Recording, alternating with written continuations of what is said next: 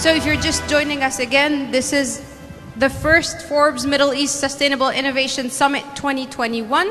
You will find on your tables a couple of codes. Two of them. One of them is for all of our social media channels, so you can follow us on Instagram, LinkedIn, Twitter, Facebook, you name it, and follow the latest news in your industries. And the second one is where you can connect with your fellow leaders and colleagues and submit your questions, and most importantly, take part in our polls, which we will be presenting. So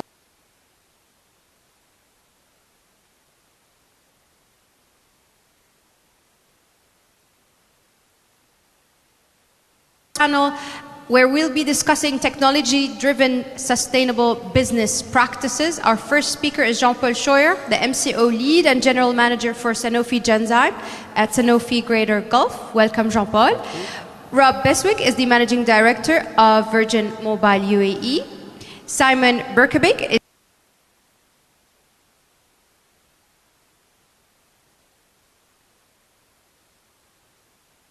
is the area managing director, Oman, UAE, and Qatar at Maersk. You guys have been in the headline lately in the news. So let me start with Jean-Paul first. The future of our planet, and you've said this a lot, will be shaped by our design and our engineering capabilities. We have the potential to accelerate this shift that we are witnessing away from a consumption-based paradigm to more of a knowledge-based, sustainable service economy. The importance of healthcare sector has never been more highlighted than in our times today with this pandemic, and it is not without its inherent, obviously, continuing challenges, even though we may be seeing the light at the end of the tunnel. So with digitization of care and patients getting more involved in the management of health, before we speak about sustainable innovation, can you please talk to us a bit about the challenges that the industry is currently facing? Well, thank you, Jessie. Obviously, when we talk about challenges, the first one which would come to my mind, which is common to all industries, is to innovate. And innovation is really at the heart of any industry, and in particular pharma. However, in pharmaceuticals, and I don't know any other industry where this is the case, actually, we are investing hundreds of millions of euros in a project development, in research, without knowing if the product's going to be on the market later. So it takes today between 10 and 20 years to develop a new product. An innovation, it takes probably out of 100 programs ongoing, actually only 2 or 3 will make it to the end and till becoming a new treatment for patients. And that's obviously, one of the very key challenges we have. Generally, the industry is investing on average 20% of its sales, of its turnover in research and development, which is obviously as well one of the highest industry and you could compare it to space. But 20 to 25% is obviously a company like Sanofi is investing around 6 billion euros each year, to develop and research new treatments. And one of the big challenges is that today to develop a treatment is not enough. Patients and the community is expecting more, actually, they're expecting for solutions. So you cannot only arrive with a treatment, you need to arrive with a solution, which is going to go much beyond the treatment, but which can be including some services, for example, or some different tools to support the patient in a better managing his disease, actually.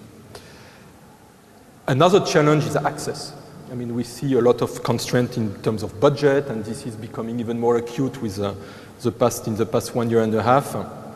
And here as well, actually, the pharma industry needs to be creative to really adapt to a new situation where access to innovations becomes very difficult because the pricing of innovation is high when health authorities do not have anymore the same flexibility in terms of budget to reimburse and cover this cost.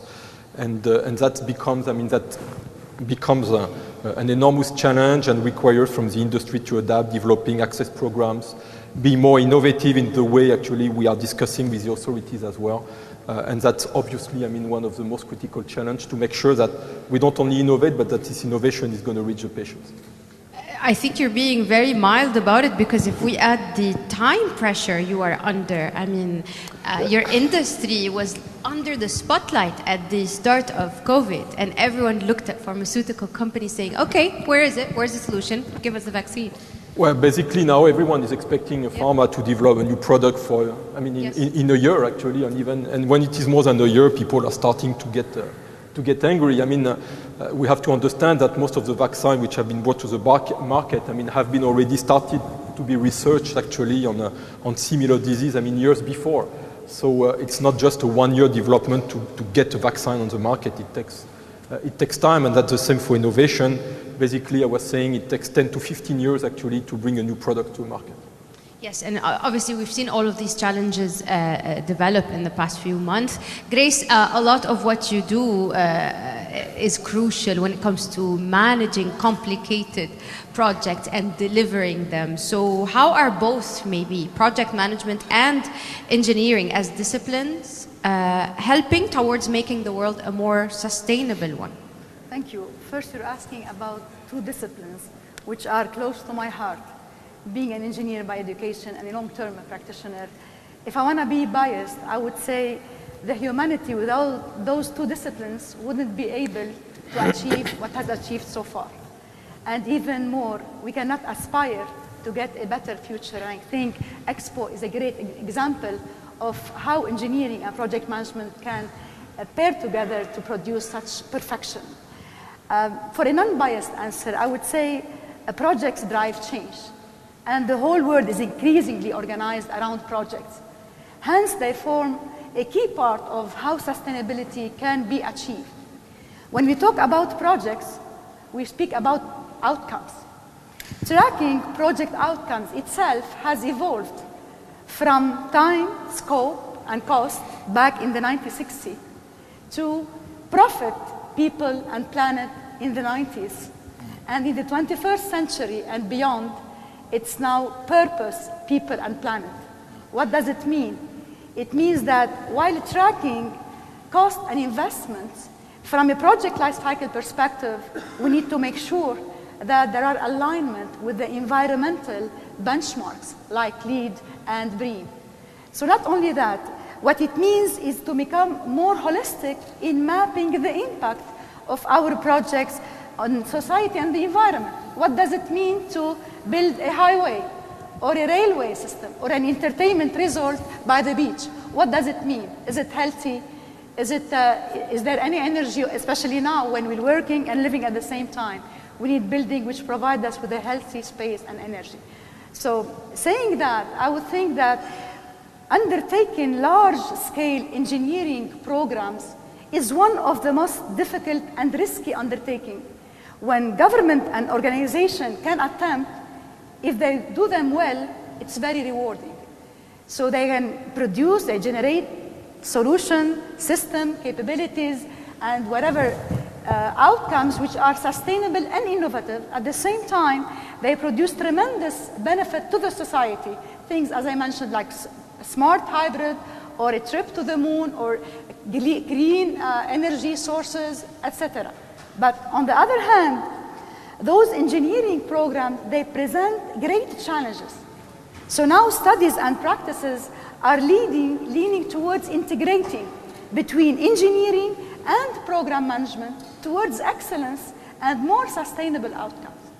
And a joint study by PMI and the International Council of Engineering and PMI has identified 43 lean enablers. It's called lean enablers for managing engineering programs, effectively to integrate between those disciplines and to help overcome challenges like unclear roles and responsibilities or lack of risk management and so on. So just as a brief, when engineering and program management are well done and integrated, they can create a better future. It's clear, I can see your passion for both of these industries. I still have it after this long yes, time. I can see it. And I could expect all of these terminologies to come out in your answers. Structure, goals, systems. I could see that, and it's wonderful to get that passion again on our stage. I'm going to go to you, Rob.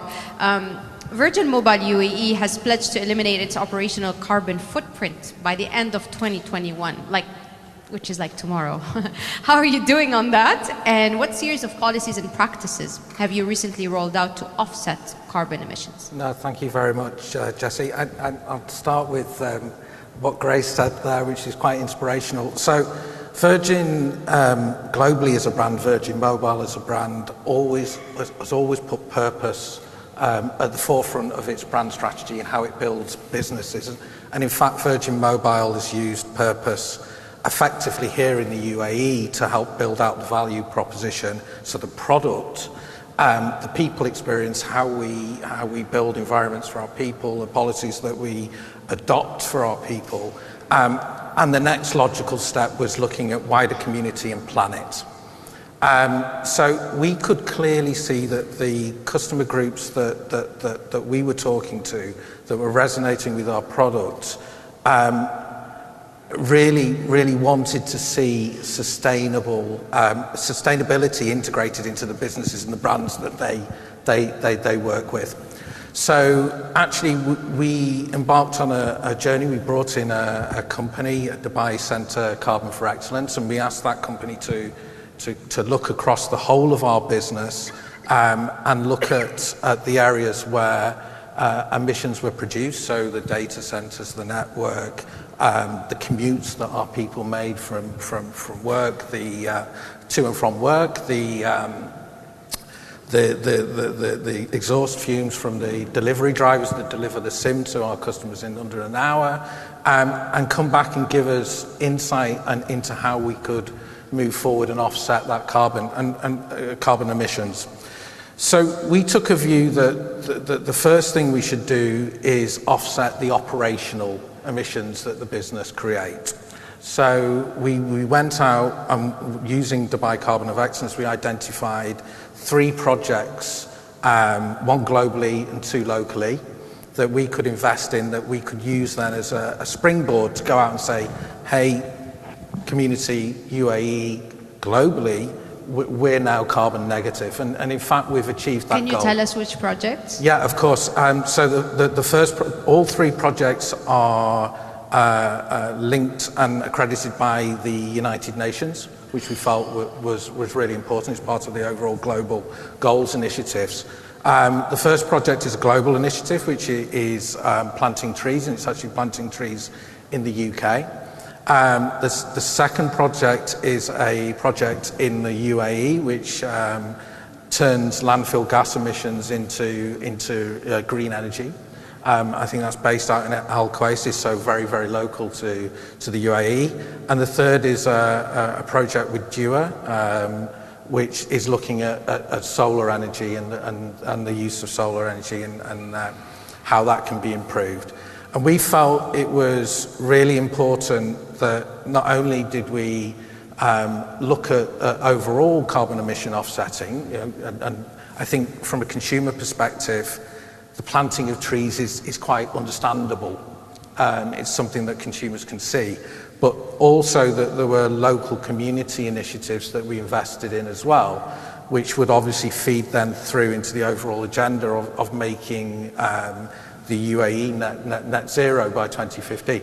So, right, forgive me for interrupting. Not to rain on your parade. These are all positive projects. Yep. But just this week, actually this morning, I had heard the statement, morbid statement from the United Nations, saying that all of the promises for carbon emissions are so weak, are so small compared to what's happening now, that in order to meet the goal and to avoid a 2 degrees rise in temperature by the end, within the next 10 years, the industry, the globe, has to basically multiply its efforts by 7 times in 8 years, which I thought was, I don't know if that's possible at all.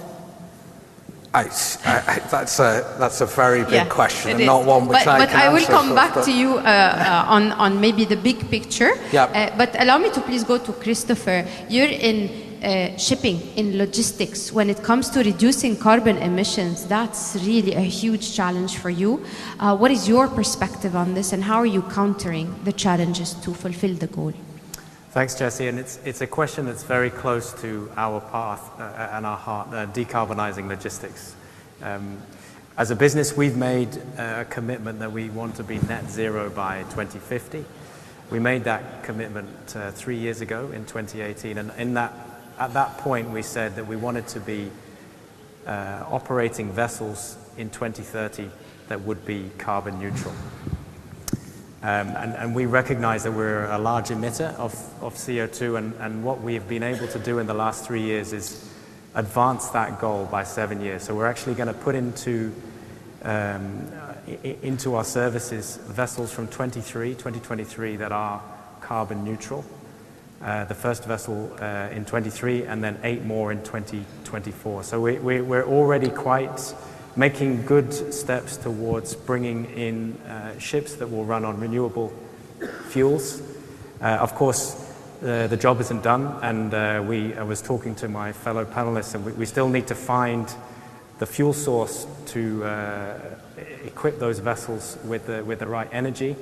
But that's something that we found that as we collaborate, we can bring together business partners who will help us do that, and that's how we think we'll be able to make an impact in reducing our emissions, making bold commitments, and following those through, and then working together with industry partners, whether it's our customers, whether it's ship design or engine manufacturers, to bring those to life. Thanks for that, Simon.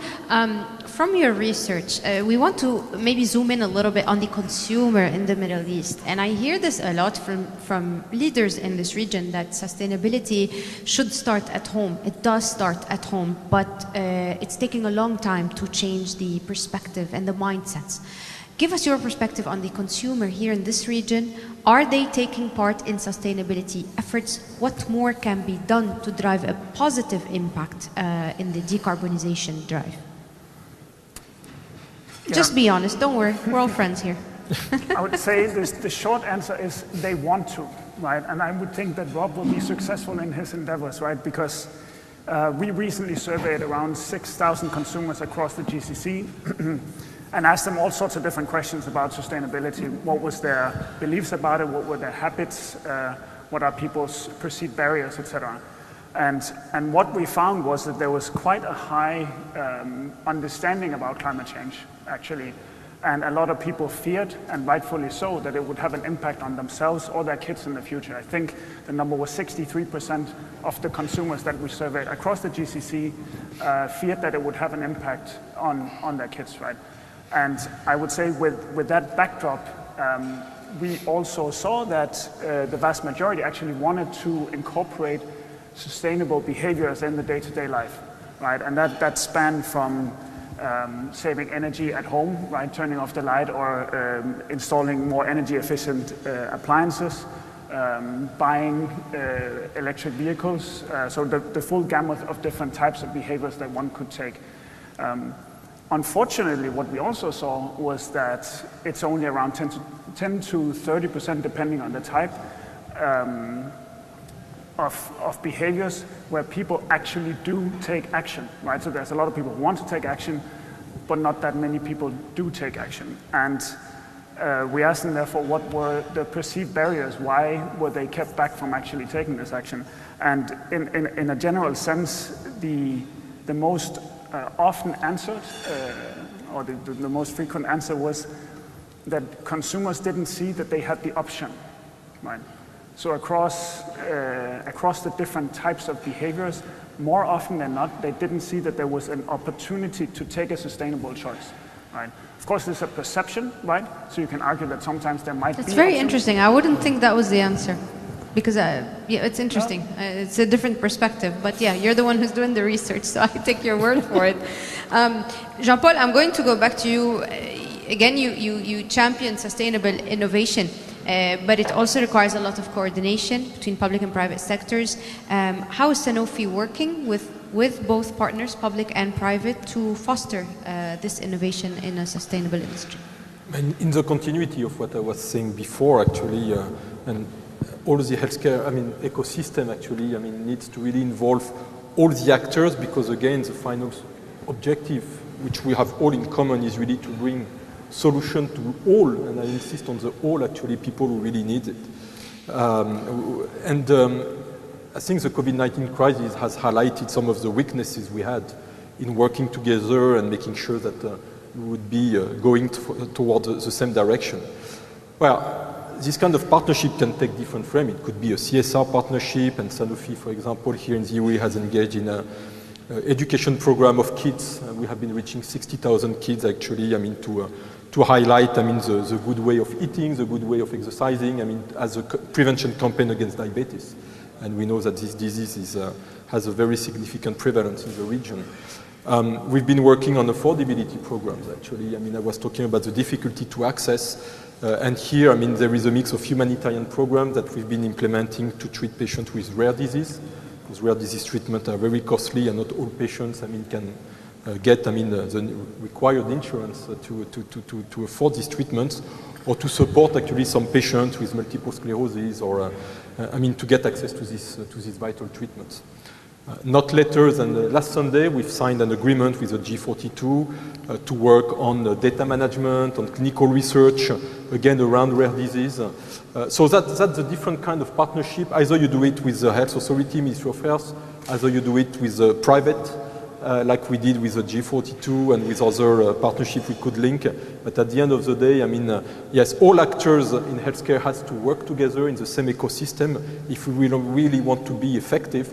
And I think, again, COVID-19 crisis has really helped us to understand this very deeply and to correct some of the weaknesses we had. It's not yet perfect, but at least today I have the feeling that we are working and coordinating each other much better than we have ever done. Right. I'm going to go back to Grace. I know you've touched on some of these points, but give us maybe a little bit more detail on how is project management as a profession, and specifically the PMI, helping and accelerate the shift away from this heavily consumption-based paradigm into a knowledge-based service economy. I like the word heavily. Yes. Extreme, yes. As the world evolves, if we just look on what's going on, and actually the knowledge-based economy has been one of the main themes of the World Economic Forum and even the World Government Summit that this region hosts. We witnessed that individual, organization, association, and economies are shifting away from consumption-based, and they are rethinking the way they do business, and they are more reimagining more and more a more future and sustainable world. So they are in a race, in a race to solve big challenges. The key word you used, Grace, is they're imagining. Are they executing yet? Yeah, that's another side of the story. We need another panel there. So I think the whole world is trying to turn ideas into reality, and there is a transformation everywhere. So the role of the project manager, going back to your question around the evolving role of a project manager or the project management institute. So the project manager role has to evolve. And I mentioned we cannot have project managers who focus only on time, cost, and budget, despite the fact those are very important aspects. They need to accommodate the project economy, in which knowledge is at the heart of its technological advancement and sustainable innovation. So we believe that a new mindset, new skill set, and new capabilities are needed with a very high business acumen, in addition to the technical knowledge. And the business and strategic acumen is at the heart of the skill set that PMI is trying to promote. So that said, we also believe that project managers have a decisive role in affecting the positive change and driving transformation. It's not a surprise that one of the McKinsey research has ranked project management as one of the top skills of the future. So at PMI, what we're doing is we are continuously evolving our standards, the standards of our qualifications, and we are offering specialized and industry-based offering. We have accelerated new topics. We're touching on agile, on transformation, and recently on construction, so that we can equip the project managers with the knowledge and open mindset so they can implement new and very much effective agile and hybrid approaches. And we believe that this will help them tackle more complex environmental projects and problems, and therefore they can more and more contribute to a circular project economy. So not only that, we are working closely with the organization like the one are led by the gentleman sitting next to me. So we're working closely with organizations so that we can integrate lifelong learning and knowledge-based practice update into our education program and vice versa. So we believe that all of which would help shift away from a consumption-based mindset into a more knowledge-based project economy. Thank you for that. I see Rob shaking or nodding his head in agreement to what you're saying. So let me ask you if you have more initiatives you'd like to share with us when it comes to sustainable practices before we move on to your centric or focus on the consumer. Yeah, no problem. So I was just thinking about your question from before. You posed a huge question about how sustainability initiatives can be accelerated. I think there's living proof already on this panel of people and of businesses that are putting sustainability first and integrating it not only into future practices for the future, understanding it from a consumer perspective and helping other businesses bring it to light, transforming shipping or pharmaceuticals. And I think that's the point. Brands need to take a stand, and brands need to make a point of bringing it forward to the consumer, and they need to do it now. And I think that everyone has a moral, ethical and professional responsibility to drive a sustainable agenda. And I think that's got to be the key. And hopefully in whatever small way brands do that, or large ways that brands do that, in fact, it becomes a force multiplier for competitors or for others to take action and drives forward, and you get a snowball effect. And I think this is the point. This is the answer to your question. It's a catalyst. Simon, you were mentioning that consumers, through your research, wanted to take sustainable stands, but weren't aware of brands or brands or how they could do that. And therein lies the problem. Brands need to, and businesses need to make it easier for customers to make sustainable choices. And that's what we want to do at Virgin Mobile, however small that impact may be. We want to enable customers through our app to be able to offset their carbon emissions. And this is the next thing that we're launching in the coming weeks.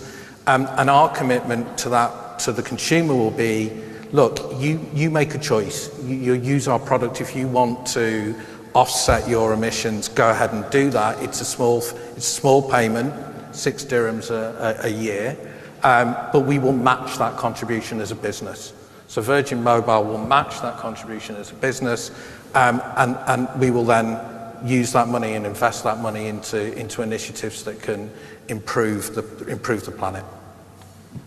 If I go back to Maersk, Maersk has been involved in supporting some startups in the region, and Forbes has interviewed one of those transportation startups from Egypt that Maersk has invested in.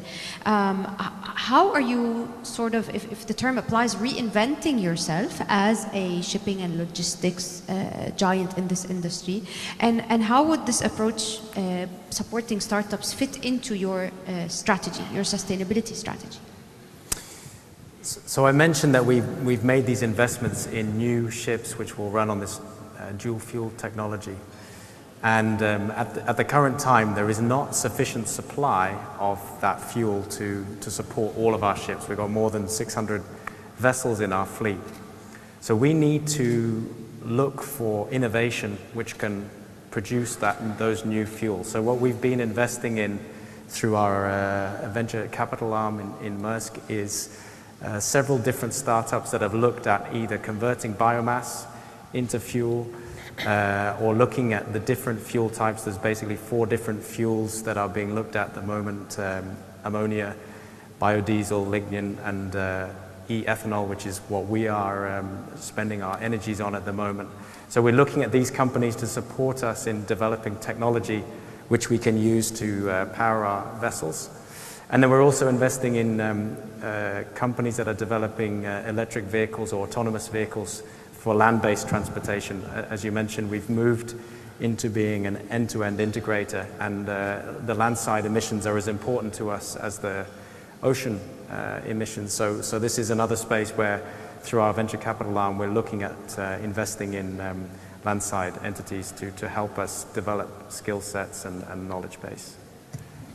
Right. Simon, from the last question, we had taken some information or insight on the consumer. I'd like to add to that. How do you think maybe we can manage waste and resource consumption? And can you explain this phenomenon to our audience today through some real-life examples? Yes. So I think even though it's a buzzword, the circular economy is probably the best term to use as an answer to a question, right? And essentially the concept is about every step of the value chain to reduce waste or reuse waste products, right? That's essentially it, reduce consumption and reduce waste. An interesting example is batteries. Right, so batteries, the ones that we have in flashlights, the lead acid batteries, the recycled rates of those are around 90% globally, right? So very, very high. And why is that the case? It's the case because they're designed to make it easy to take apart and then reuse them in a manufacturing process. In the context of climate change, it's interesting to take that example to electric vehicle batteries, right? Because there will be a huge demand for raw materials for those types of batteries in the future, given that we need to shift essentially the entire vehicle base across the globe to meet those targets. Now, what can you do with those? A battery would last 10 to 20 years or so, and by the time that expires, it's not powerful enough to run a vehicle anymore. But with the increase of renewables in the power sector, there is a huge need for storage, essentially to get the power sector to work. So there's an opportunity to upcycle those essentially and use them and create a second life for them as stationary batteries that support the power sector. And towards the end of that life, you can then take the batteries and break them down again and use the raw materials to make new electric vehicle batteries. And in between, if you then also use the vehicles as a service as opposed to ownership, then you really have the full cycle and you reduce the amount of products that are needed in the first place. So that to me is quite a good example of how you can, throughout the value chain, reduce consumption and avoid majority of the waste. Yes, those are some practical examples. If I can maybe, because I'm sort of kind of running out of time, get to you, Jean-Paul, maybe the biggest drivers of innovation occurring right now from your perspective within the pharmaceutical sector, and how are approaches to innovation changing? How are they different now in light of this trend towards more disciplined innovation? Grace would appreciate that word. I don't know, she will tell. No, you know, despite innovation being really at the center of the pharmaceutical company project, we are a very traditional industry, and changing the way we are working have not been really, on top of the priorities over the past 10, 20 years. And really this COVID-19 crisis actually has really been an accelerator, pushing us really to change the way we've been working. At least internally, using more digital, for example. Some industry, would laugh looking at, at us, 10 years ago, still really being pioneering digital when it was already at the core of many industries' ways of, other industries' ways of working. So for us, it's something which is rather new, even if we have been using it here and there, but we see actually the digitalization of healthcare is becoming something very much present today. To make it short, the second big evolution that we have today is seeing companies more and more either working together, and we saw it in the COVID-19 crisis. Actually, there was no competition, right? Companies have been cooperating, working together to face this pandemic. I'll give an example. Sanofi actually has been, while we were still developing our vaccine, manufacturing the vaccine of other companies, and we've been over the past months manufacturing more than 400 million doses of vaccines. From Pfizer, from Moderna, from Johnson, actually, really to increase the capacity of manufacturing of the vaccine, which was so much needed.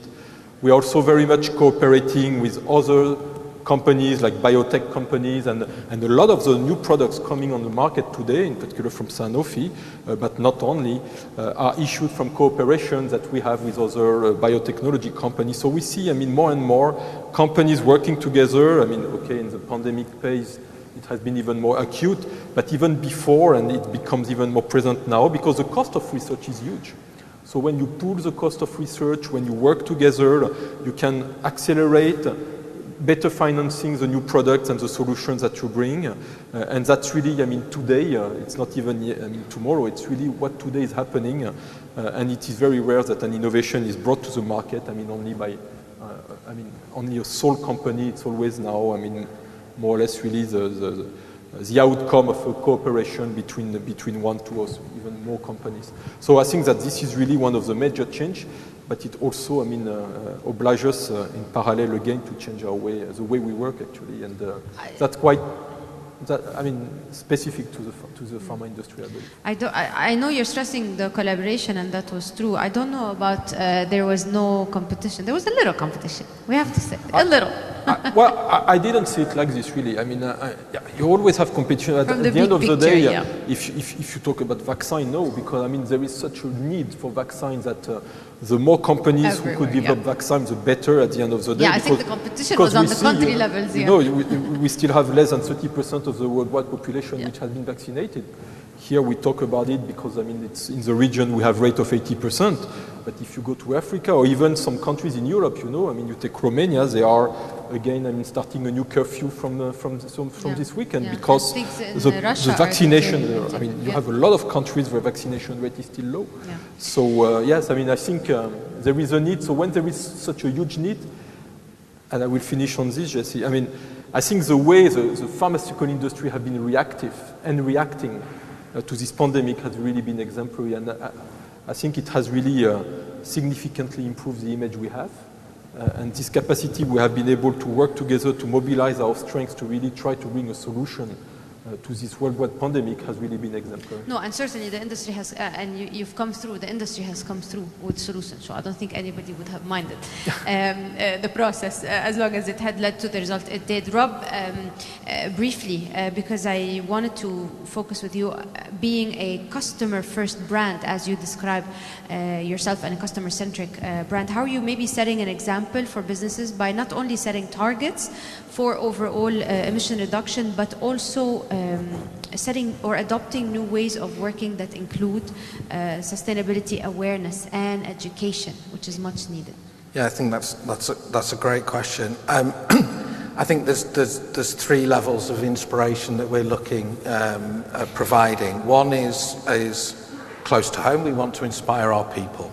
So we want to inspire the people and the employees that work within Virgin Mobile, and undoubtedly the road that we've embarked on with sustainability is doing just that.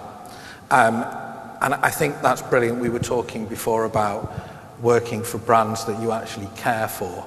And I think by taking a stand as leaders within our organisation and creating the freedom for our employees to go out and create the roadmap for sustainability for the future is empowering.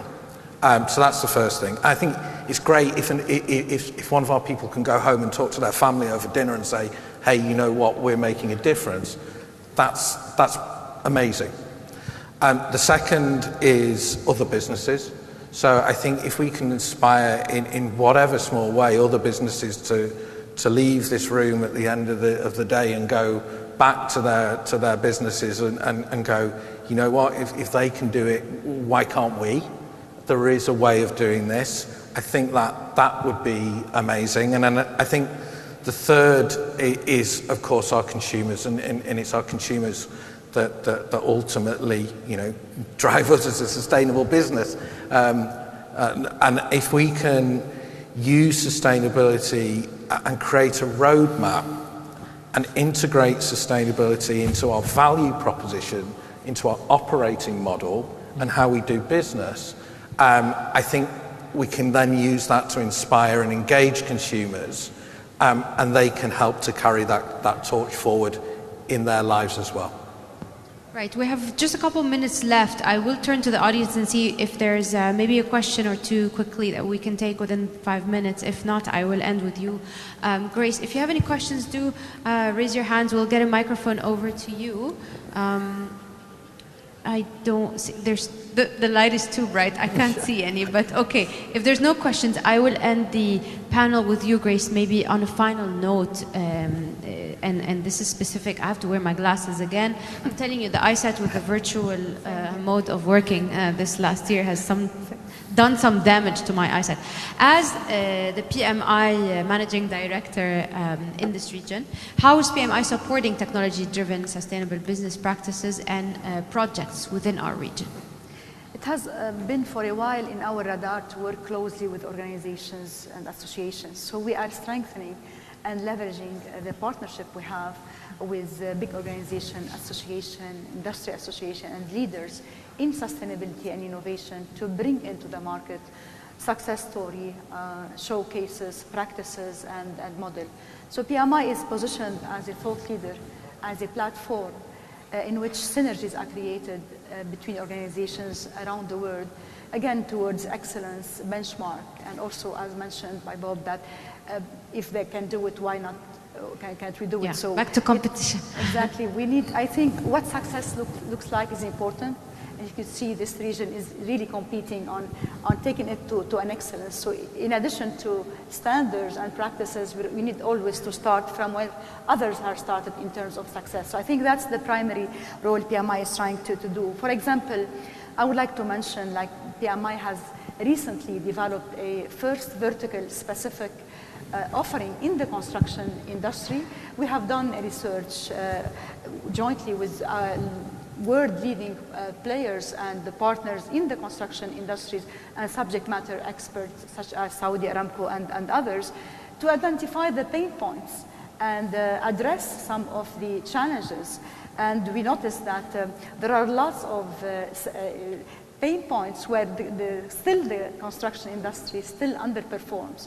So these include poor communication, poor transparency, unclear roles and responsibilities, scope creep, management of technology and innovation. So all of these are causing, just for example, construction, tremendous schedule and cost overrun. So just this is an example on how PMI can help with some business and industry practices. So we believe that we are in a unique position to advance the profession, construction, and the built environment. So I can stop here. Well, not to be biased, Grace, but with leaders like you, I have no doubt at all that they are on the right track with project management. I'd like to thank our experts for this very deep insight into this industry. I'd like to invite you as well to please take this time to commemorate our panel and our event in a lovely photo. I will invite our photographers as well to let you know where you can stand as I introduce our next topic. Thank you so much.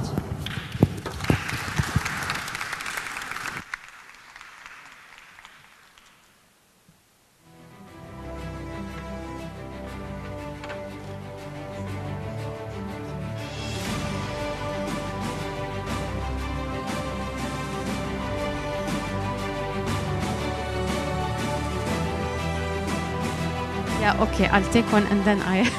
Okay. No, social distancing, we said. Jean-Paul, social distancing.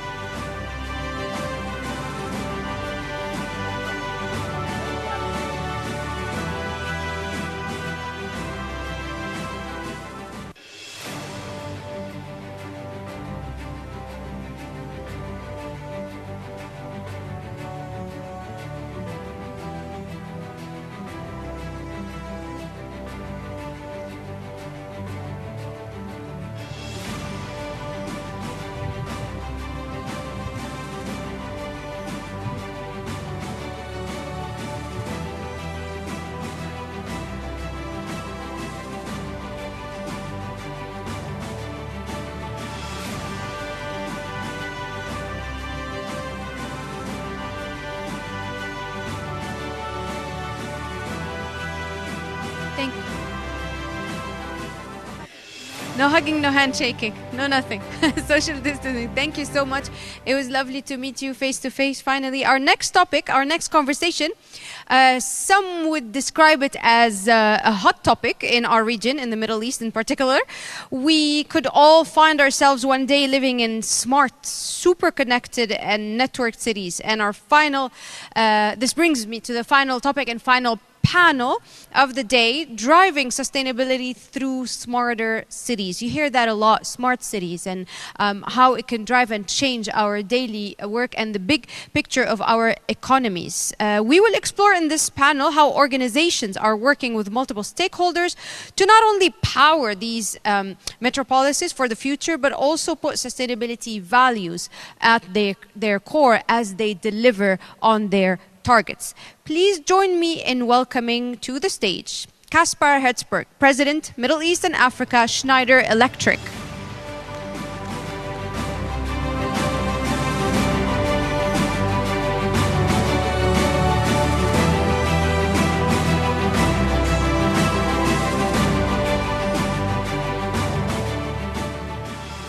Please welcome Hatem Doidar, who's the Chief Executive Officer at Etisalat Group.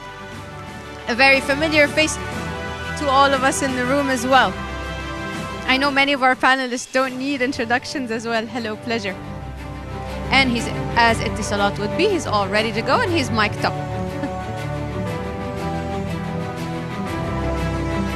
We also welcome Adele Trombetta, VP, Cisco Customer Experience, MEA and Technology Transformation Group, EMEAR. Welcome.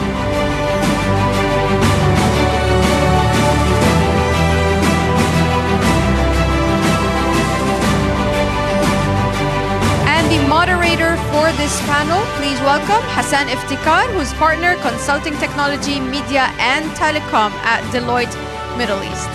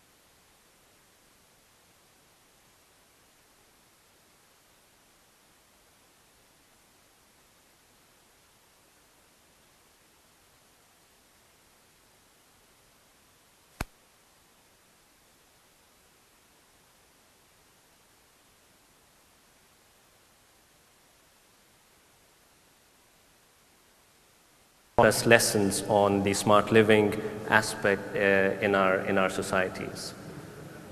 So the way we will run this amazing panel today is, let me just break that out in terms of who we have in our esteemed guests today. So we have Kaspar, obviously leading Schneider Electric. We have Hatem leading Etisalat, and then we have Adele leading Cisco in EMEAR. And really, if you look at this, the split in the panel, this is very interesting. We have the smart infrastructure providers of the future. We have the data integrator role that the future of the telco is going to play within the countries. And then obviously we have the smart connectivity and all the safety aspects of the data that is being shared around. So with that quick introduction, maybe I begin with yourself, Kaspar, if you allow me. And this doesn't go back to the conversations we were just having. Okay. So Schneider Electric playing a very significant role, as we understand, in enabling smarter cities across the globe, and especially in the region. Having led over 200 smart city projects globally, where do you see research and innovation being the centerpiece of what you are doing today, and especially how research and innovation is being brought into our region here, especially in the GCC? This is a great question, right? I mean, maybe first to say two things. I mean, for me, for us, smart cities have to be sustainable, right? They have to be energy efficient, because we know that cities use a lot of energy, are big contributors to climate change, and they have to be happy cities, right? I mean, we are in Dubai. Dubai has pioneered the concept of the happy city, and I think this is true innovation. Something that, I mean, you're asking me, we've done 200 cities globally, how do you bring that knowledge here? I actually want to tell you that it is companies like Etisalat and Cisco that pioneered smart cities in this region long before the rest of the world caught up to it. As a matter of fact, there are two pioneering cities and entities, really. And that was about 20 years ago, here Dubai, right, with smart real estate, with the telecom providers and some of the real estate developers, with a lot of support from Cisco at the time, that really pioneered these concepts. And then incidentally, at the same time, it was a Korean conglomerate, SK Telecom, that was pioneering the same idea in Songdo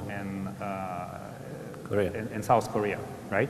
So it actually started here and then went through the world, the concept, and then came back, right? So this is really, if you ask me what the history of it. Now, specifically, what do we do as Schneider?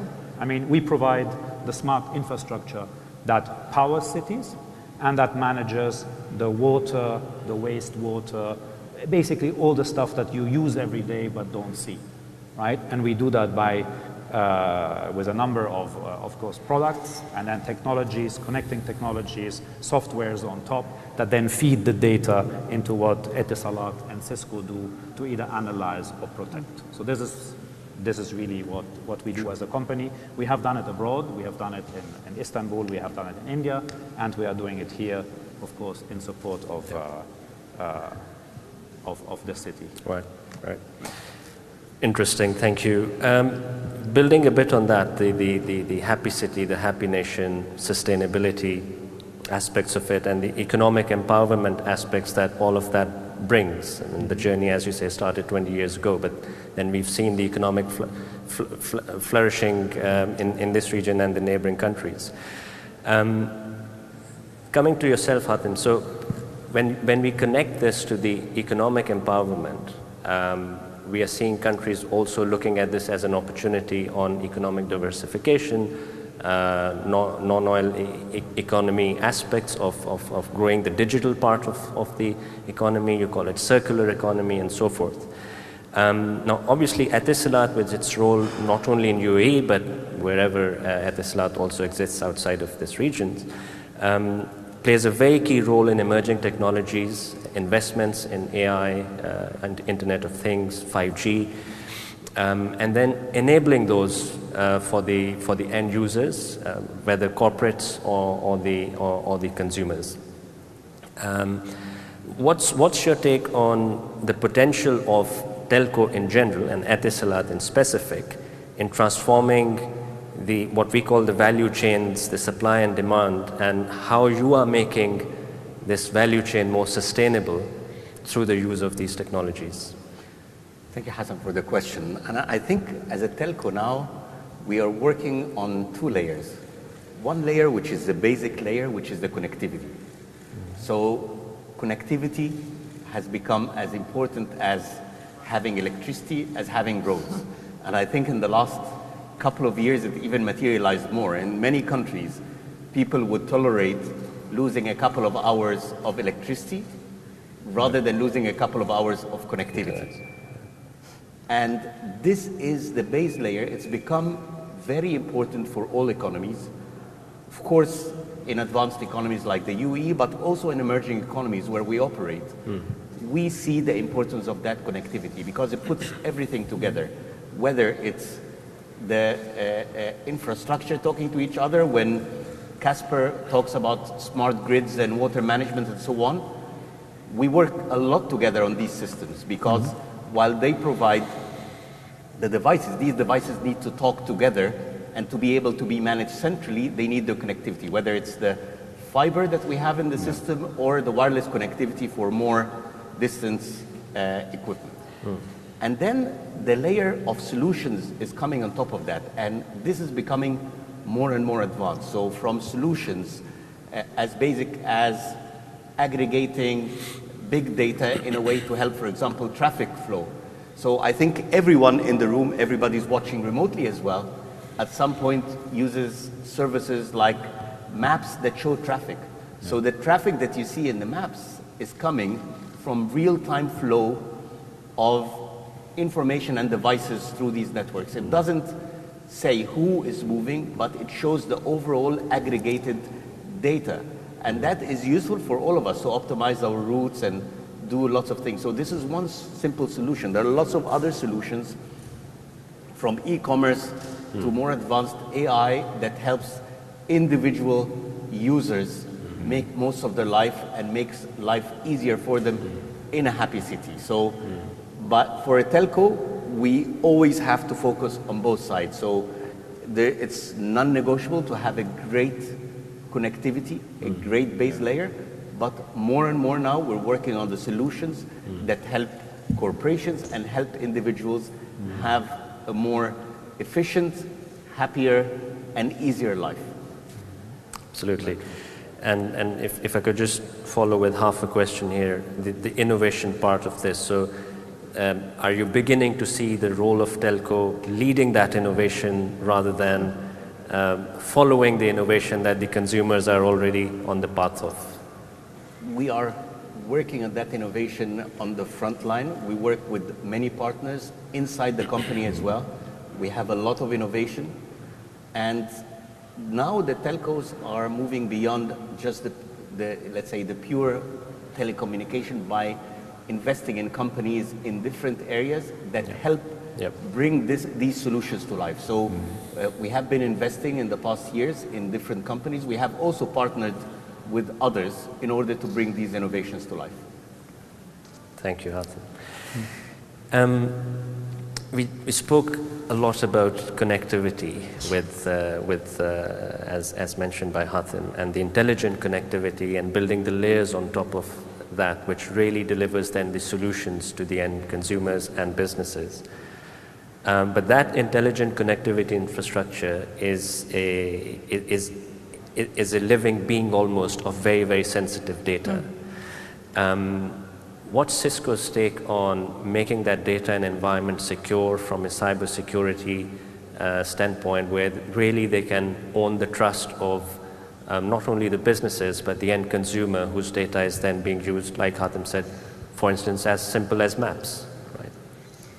So, reality, you have touched two important points in your questions, that are the interconnectivity that is fundamentally based on smart devices, as well as the data. And those are the two main characteristics of the smart cities, of course. But reality, with that, we are bringing a lot of opportunity for the city, for the community, for the citizen, but even we are exposing to much higher security risk. And intentionally, I'm using the word security and not cybersecurity. The reason is the following. When we think too about the smart metering, or smart devices, yes, having a high number of smart devices, if only one of them is compromised, the entire network, the entire ecosystem is exposed to security attack. But we even need to take into consideration the importance of the data. So from one side we have the security, the cybersecurity with the data protection, but from the other we have the importance of the data privacy. Because to your point, we need to make sure that the end users, they know that the way we manage the data is compliant with their own data privacy foundations. So for this reason, at Cisco, we really consider security not as the afterthought, but definitely one of the main elements of all the smart city and the smart world. And in particular, what we really believe that it's important is that since the beginning we build a solution that is an end-to-end solution that considers both the cyber as well the data privacy. Now, if we think to the past, I would say that in the past the trust but verify approach was enough. So we were offering access to resources just after the verification, the authentication. That was enough. But if we do something similar now, I would say that is the equivalent of protecting a bank, locking the main doors, but leaving on a post-it the safe combination close to the dial. It's exactly the same. Why? Because now what we really should do is never trust and always verify. That is the foundation of what we call zero trust. And zero trust fundamentally is we always want to explicitly grant the access. We want to continue to verify the access, validate, and monitoring. And this is for the cybersecurity. When it comes to the data privacy, what we do is fundamentally two things. We work with the smart city in order to create systems that take into consideration, based on the end user. That means if you are coming from Europe, you have to respect the GDPR, so the European data privacy policy that is completely different from the American one, from the UK one. So we need to have a system that is able to understand from where you are coming and as such manage the data. But even we are able, and we are doing as we speak, by the way, in this region, we are working with some of the smart cities because they want to define their own data privacy policies. So we are working with the regulators in order to define the regulations. So it's a very important topic for us, but please never underestimate the importance of the data too. So don't talk only about cybersecurity when it comes to smart cities, but always combine that with the data aspect.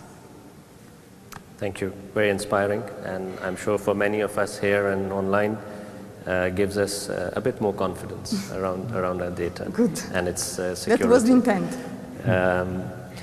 I'm going to, in this sort of this, let's say the next 1/3 of our interesting talk,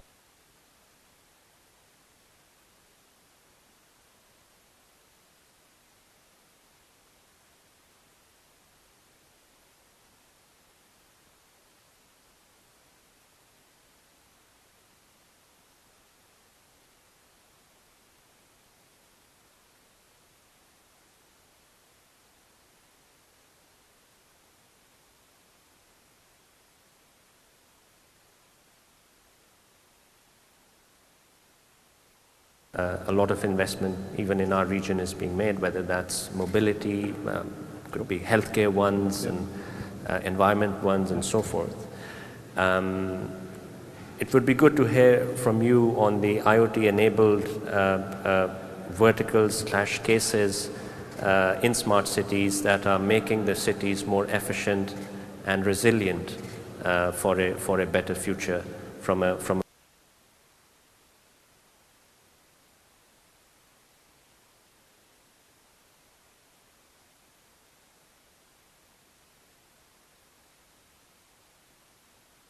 verticals within a smart city. So we work in hospitals. So most hospitals, or many of the hospitals in Dubai, for example, are powered by our building management systems and are completely connected, both as a real estate and as a hospital real estate, as well as the actual medical infrastructure within, right? And again, of course, with connectivity and cybersecurity and so on. So, but let me choose a different one. I mean, when we look at water and when we look at the provision of electricity, right? There's a couple of global examples where you really have one command and control center that runs an entire city's water and electricity system from one center, right? So there's an example in India where we've done that. It's Naya Raipur. There's this, a new city, actually, a new smart city in India, where we use a SCADA system to connect all the devices that measure or work with water. so with pipelines, with everything to do with water, right? And the same on the electricity side, and then monitor that from one command and control center, right? It's about 30,000 people, 35,000 people, so it's relatively small, but it's a very nice case study, right? And we are now in the process of rolling out similar technology here in this region and beyond. As a matter of fact, the technology itself comes from the oil and gas area. Yeah. So, for example, the panorama system in ADNOC is based on the same connected technology, the same type of SCADA system. So we're basically using the same technology that allows you to manage refineries and manages oil pumps and rigs to do the same in smart cities. Right. So that'd be, I think, a good example. No, absolutely, absolutely. Now, to enable this, Hatem, towards you now, to enable these verticals, whether that's in water space or, let's say, parking, mobility space, you need an ecosystem to be working. And that ecosystem is not only technology itself, but it's, you made a comment in your previous question about investments and startups to actually enable that innovation also, because a lot of these verticals are smaller companies, startups that are embedding that innovation with larger companies and conglomerates to actually make that happen. Would like to hear a bit from you on Etislat's vision of driving that sort of the digital future and empowering that from a digital society standpoint, not only as a technology enabler in the country, but also as one of the leading players within the smart city agenda of the country. So how do you link basically the innovation coming with certain investments you might be making, the startups coming in, connecting them to the conglomerates, and then enabling the smart city agenda? Okay, I think it's also very important when we're talking of smart cities to understand that smart cities don't necessarily need to be built from the start as smart cities. Of course, we have seen some attempts to do that, but also we have seen a lot of successful examples of how you can evolve cities to become more and more smarter and to eventually become smart cities, even if they were not designed or built from day one in that way. And the ecosystem is very important. And actually, the ecosystem has many, many partners. I think a key partner which is crucial to this success are governments. So governments need to really subscribe, because a lot of the services that are provided in any city are either provided or regulated or licensed by governments. So this is very important. I think one of the earlier panels today was speaking about smart mobility, and a lot of the mobility services are either provided by the government or licensed by the government to different providers. And then comes the technologies. And today, I mean, having Group Schneider and Cisco with us, great examples of companies that provide technologies and hardware and solutions that work. And then comes what links these things together, which is the infrastructure or the telecom infrastructure, be it, again, fixed infrastructure or wireless infrastructure, and that is very important to make sure that all of these things talk together. Then you have the solution providers, and these could be, again, solutions that are provided by us, by Schneider, by Cisco, but also many startups. And again, looking into earlier the discussion about mobility, the likes of Uber and Careem, these were services that were not there a few years back, used the giga economy to make something that didn't exist before. And we have many examples. But to enable these solutions and these apps to work, you have to have that seamless integration by having the legal framework, having the infrastructure, and everything talking together. So imagine if you have an app, but every time you open it, it just says loading and it doesn't connect. It would not work. Or imagine having an app, but you cannot actually affect what you're doing, be it paying, getting your electricity bill and paying it, for example, or being able to control your network at home, or being able to do a video call. And these are all solutions that come on top. So some of it is provided by startups, some of it is provided by providers like ourselves, some of it is joint collaboration. And I think talking about data privacy and different things that Adele has talked about, it's also very important to make sure that when we're providing all these smart solutions, they are provided within the regulatory framework of every country we operate. And things like where the data sits and how it's handled, the different privacy matters, all these things are becoming very important for all of us in the way we work on making life easier and smarter while protecting the privacy of the users, whether they are companies or individuals. Yeah.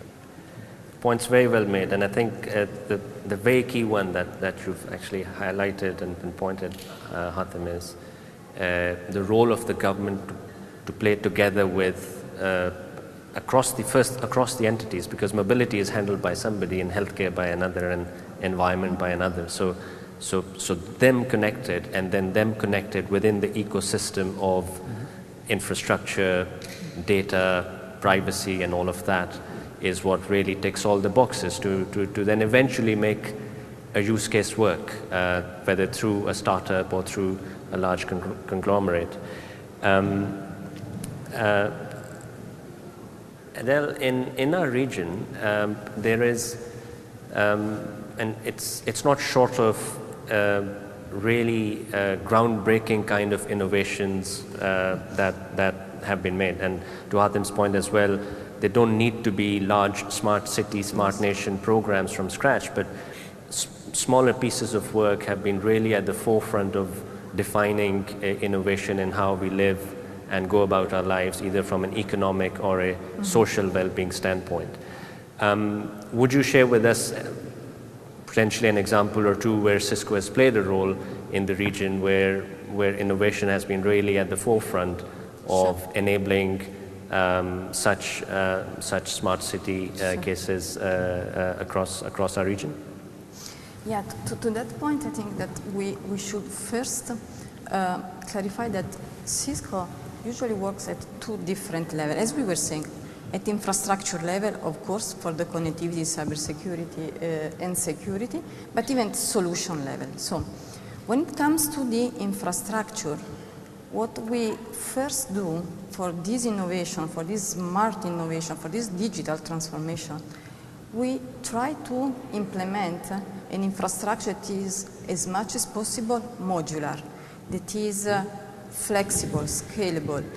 And the reason is, when we start our programs, our implementation, usually our customers, the community, the city, or simply a company, they don't know or they don't have the full visibility of what will be at the end, the services that they want to offer. Or in any case, during the journey, the technology is evolving so fast that we will have much different services. So it's important that the backbone, that is the infrastructure, is adaptable. Otherwise, the risk is that we cannot support the amount of the increase of data of the different services or the different cybersecurity or data privacy regulation that vice versa we have to.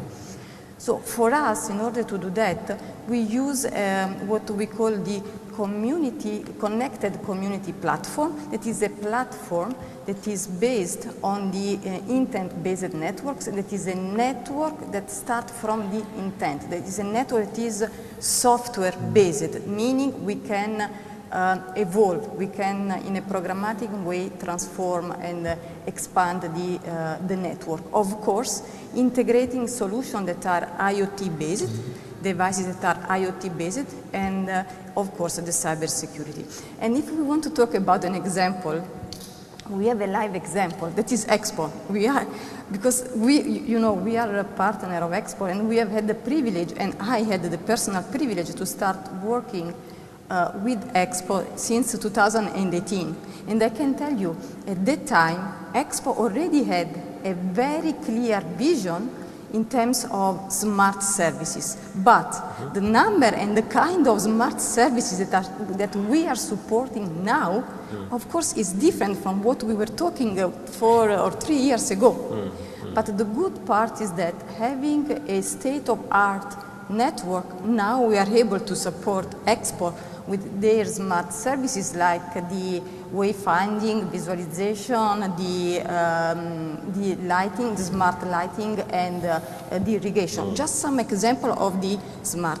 This is for the infrastructure, from an infrastructure standpoint. It's even more interesting when we move to this solution.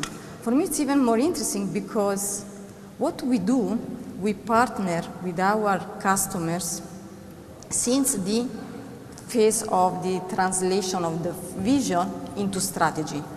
So customers, they have a smart vision, but we need to work with them to translate that into strategy, meaning list of what we call the services catalog. That is a list of services, existing services. We bring the best of breed at global level with our, of course, network and competencies, but even we work with them on futuristic services, something that is ad hoc for them. But this is just the first step, because what really matters is that we need to translate, we need to assess for our customers the financial feasibility of these services, because we want to be sure that what we are going to implement is something that will provide the return of the investment that the customer expects. And only after that, we really work on the implementation of the services, the data platform, the operate, the manage services, etc. But what really makes the difference is the entire chain. So we really work with them, with our customers, during the entire journey. And we have realized that amazing services, really just to, by the way, again, in this region, we are working a lot even in Saudi on some of the smart cities, where we are implementing futuristic services working on the electric vehicle as well as the autonomous vehicle and all the, you can name it. Yep, right. Very interesting and very forward-looking. Now, moving to the sort of the last quarter of our interesting conversation, I want this one to be a bit more about environment, but still environment from a technology, from an ICT, and from a smart city lens. So, I mean, given your leading role in smart cities and smart cases development, Casper as Schneider Electric, clearly the greenhouse gas emissions and the effect and the whole environment agenda that the leaders in our countries are trying to champion. We had the Green Summit a couple of days back there in KSA. How, in your view, sustainable smart cities are capable to really spearhead that agenda of whether greenhouse emissions, reduction in CO2 and so forth, whether it's mobility, intelligent mobility or the others? Yeah, I think this is again a great question. I mean, at the end of the day, a city cannot be smart if it is not good for the planet, right? And right now, most cities are not good for the planet. I mean, let's face it, right? The more humans come together, the more energy they use, the more water they use, right? The more this accelerates ultimately the global warming that we are experiencing, right? So what to do about it? Let me focus not on mobility. I think this is where Hatem and Etisalat are leaders, but let me focus on water and electricity. Ultimately, two key components that nourish us and power everything, right?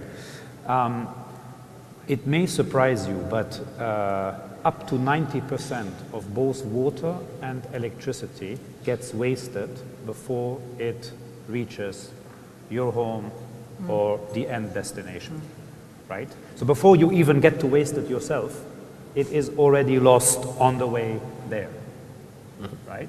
There is an example of, so we implemented a leak detection system. These are just sensors that look for leaks, something quite simple, right?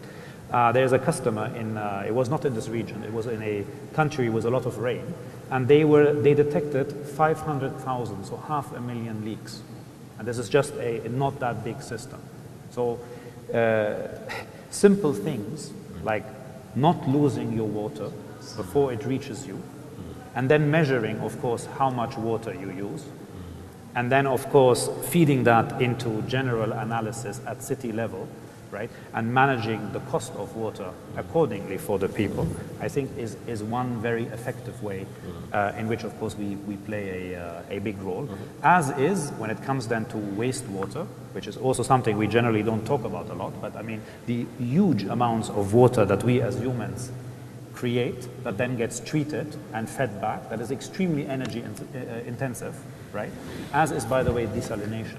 So taking reducing the energy in these huge pumping stations that do that by 30–50% is another big contribution that smart cities can do, you know, towards more sustainability. And in the end, as is, of course, air condition and the buildings themselves, managing the cooling, the heating, managing when to turn lights on and off, doors open and close, and so on. And then centralizing all of that into a way for a city manager, right, to analyze this data, and then be putting that data on the cloud and allowing the many city employees to walk around the city with all of this data and saying, this building is using 50% more than the building next to it, what's up, right? Maybe we should talk to them, right? This type of visibility of the data, the millions and tens of millions of devices that we have now, aggregating that and making that something that is there for the leadership of a city to look at.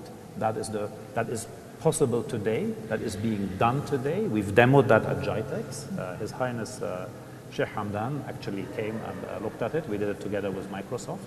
So this is there today and will be implemented as we speak. Very interesting. Very interesting. A lot of this good stuff, Hathim, is going to be based on, as Casper is saying, millions of devices connected through things like what we say in telco industry, platform of platforms, and that's almost the future of telcos, from connectivity to solutions in multi-integrated platforms. Now, all that has a footprint impact as well, whether from a infra perspective or cloud standpoint, and one could argue that there is a CO2 impact of that as well.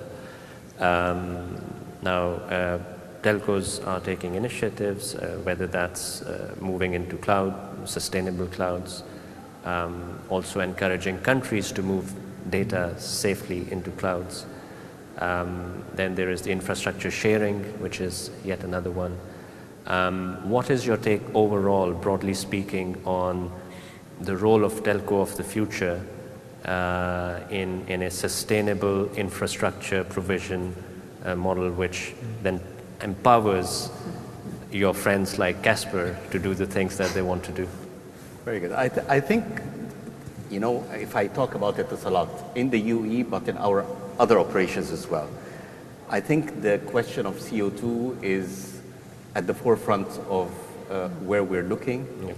We are working on reaching carbon neutrality in the next decade, and we're working hard against it.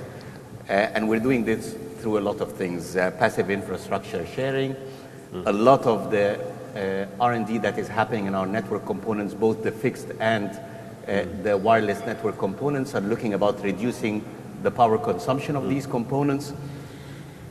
We are moving from distributed small data centers to more cloud services that are in bigger data centers, which become much more efficient in the way energy is consumed. So this is how we look internally, even internally in the company. For example, logistics, if you order an iPhone in Abu Dhabi or Dubai, you'll get it delivered with an electric vehicle. So we are even working from that perspective on lowering our carbon footprint, especially in urban areas. However, if you look at the bigger picture, we actually have provided an immense contribution to the CO2 emission reduction in the past couple of years. Imagine the amount of people that would have had to be on the road that are now working from home, working remotely. Yes. Amount of travel that is being reduced by people being able to participate in meetings remotely. I mean, this meeting again, we have maybe a few hundred people in the room, but there are thousands of people that didn't have to take a plane or a car to come and attend. And this is only possible by telcos providing a best-in-class experience in terms of connectivity. So we are looking at it both from our responsibility managing ourselves as a company, but also with the services we provide, including things like road traffic management and so on, which has an incredible effect on CO2, especially in hot countries where people, if they are stuck in a traffic jam, will leave their car running, as opposed, for example, to cooler countries where people just will turn off the car. So the CO2 impact of heavy traffic is much higher here, and we do our bit to reduce that. And I think very important, as you say, that there is a net neutrality impact of this. Yes, there is emission part, but then there is the massively intelligent services, remote services, which are being enabled by the telco, which adds to the net neutrality. Cisco plays again a major role in driving businesses as whether you are growing organically or inorganically through acquisitions. In corporate and enterprise level sustainability and certain initiatives that you take from a social care and sustainability standpoint, whether that's alignment to the UN SDGs or all the others. Yes. Would be good to hear that perspective from yourself as well, Adele, on how Cisco is taking that forward and what are your plans? Yeah, definitely Cisco is considering that as an important priority of our strategy. But let me even say that what is important for us is to act and act with an extreme sense of urgency. I give you an example. Last summer, I was back in Italy, my home country, for a vacation. And I was thinking, okay, I will enjoy the weather because, of course, I was expecting much better weather. But you know what?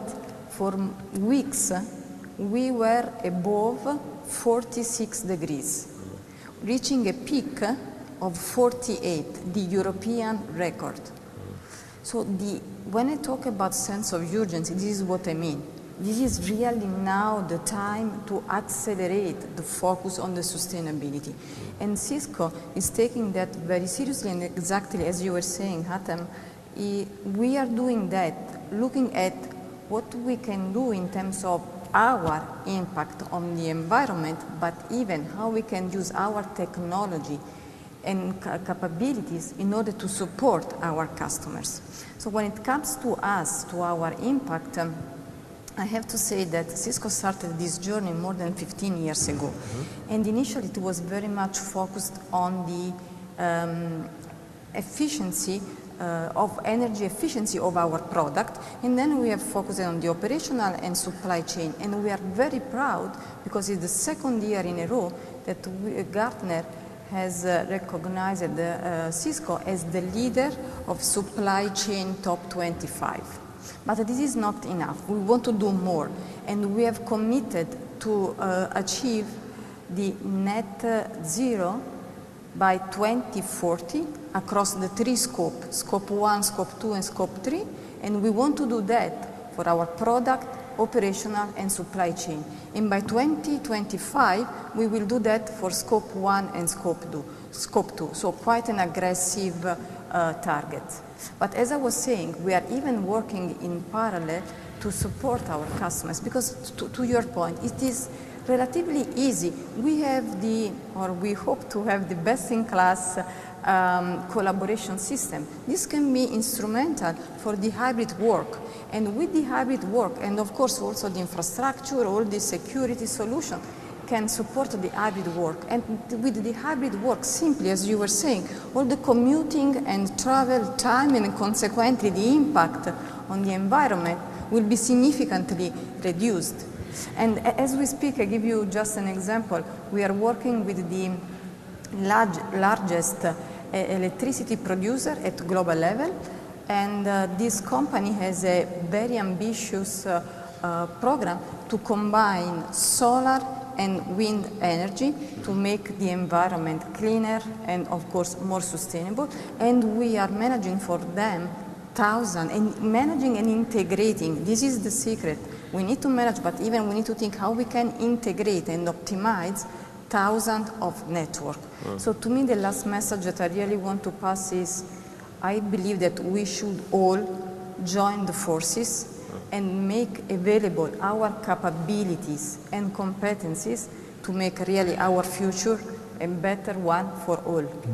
I think that's a very good note to bring to a sum up this very exciting discussion, and I'd like to thank you as well. And I think if we were to sum it up in a quick one-liner, I think it's the coming together of the smart infrastructures that make the smarter cities happen, with the right ecosystems in place, whether that's the infrastructure layer or that's the application layer, with the role of the future that telcos are going to play, and with the security of the data that is being produced from the entire ecosystem, and that enabled by innovation through startups, and obviously, like we discussed, the initiatives of the government to make sure that there's the right policies and frameworks in place to make it happen. So with that, thank you very much, Casper, Hatem, and Adele. Thank you. Thank you for having us. Thanks for your time, and maybe we do a quick group photo. And Sure. With pleasure.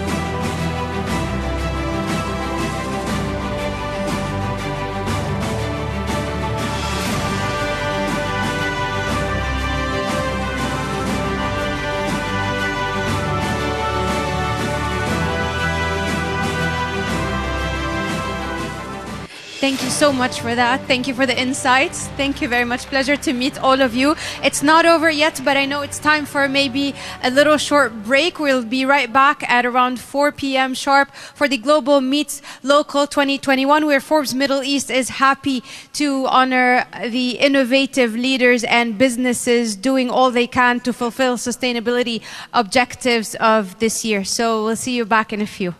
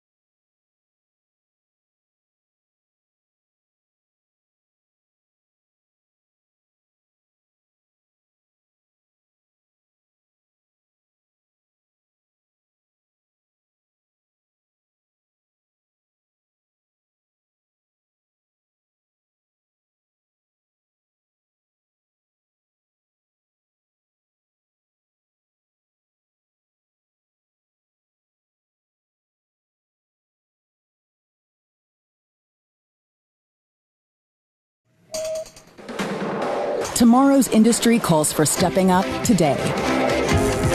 The industries of the future mean being truly open, so you can make what you make with the next generation in mind, employing resilient operations that make efficient use of energy, redefining the role sustainability plays in industry, and delivering people-focused solutions that empower your workforce.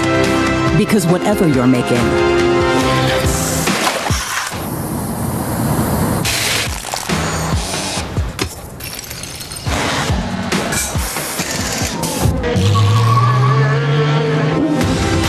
we will help you make it better so you can make it for life.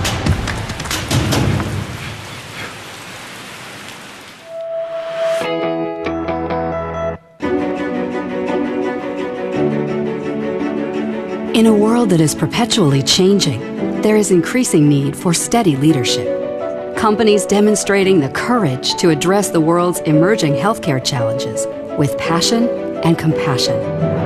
Viatris is redefining the healthcare landscape. We are uniquely positioned to be a source of stability with the commitment, capability, and vision to meet the world's evolving patient needs. Viatris believes in healthcare not as it is, but as it should be. We know the way to provide access to a sustainable, affordable, and diverse portfolio of high-quality medicines, regardless of a patient's geography or circumstance. We are leading the way by providing a versatile, scalable platform that combines best-in-class manufacturing and supply capabilities with innovative solutions that span therapeutic areas. And as a partner of choice, we are pioneering a way to empower companies of any size to leverage our distinctive global healthcare gateway, so products from across the industry and around the world can rapidly and effectively reach patients where they live. We do so with a collective spirit of resilience, driving forward until each challenge is addressed and every opportunity embraced. We are inspired by this moment of shared purpose, because as Viatris, we know the way to empower people worldwide to live healthier at every stage of life.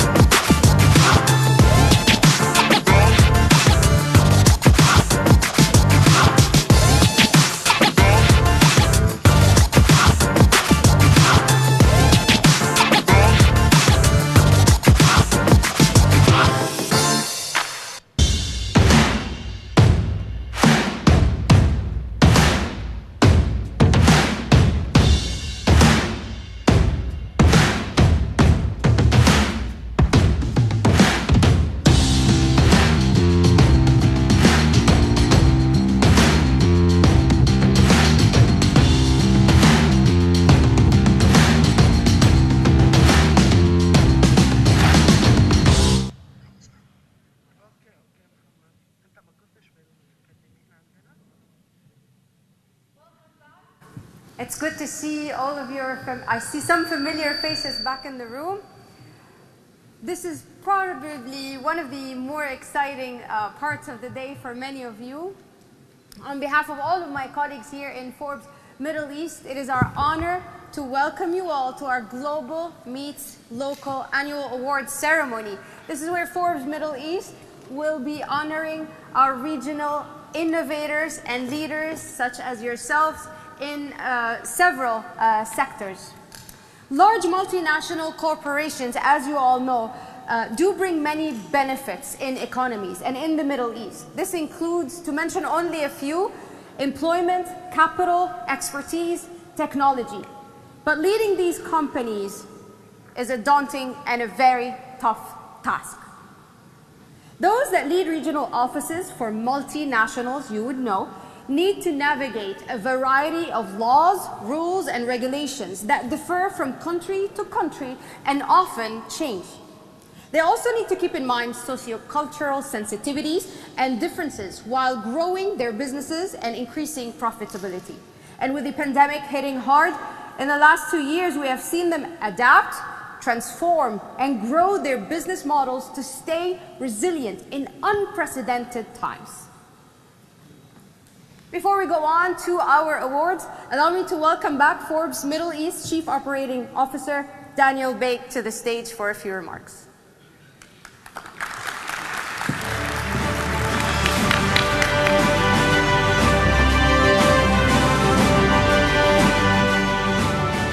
Thank you, Jesse. Lights are a bit too strong. Yes. Hello, ladies and gentlemen. Thank you so much for joining us today for the 9th annual Global Meets Local event. I really appreciate everybody's time here today that they've taken out of their busy schedules for this iconic event. Global Meets Local has been going on for about 9 years now, and we've seen it become one of the most iconic events in the region. We have been very fortunate enough in this day today to have the Forbes Middle East Sustainable Innovation Summit held. We had discussed the different themes around Expo, including sustainability, mobility, and opportunity. And we are extremely delighted to host all of you today here at the 9th Annual Global Meets Local 2021. I would like to congratulate all the awardees and the winners today in advance. And I hope you guys have an amazing evening ahead. Thank you so much.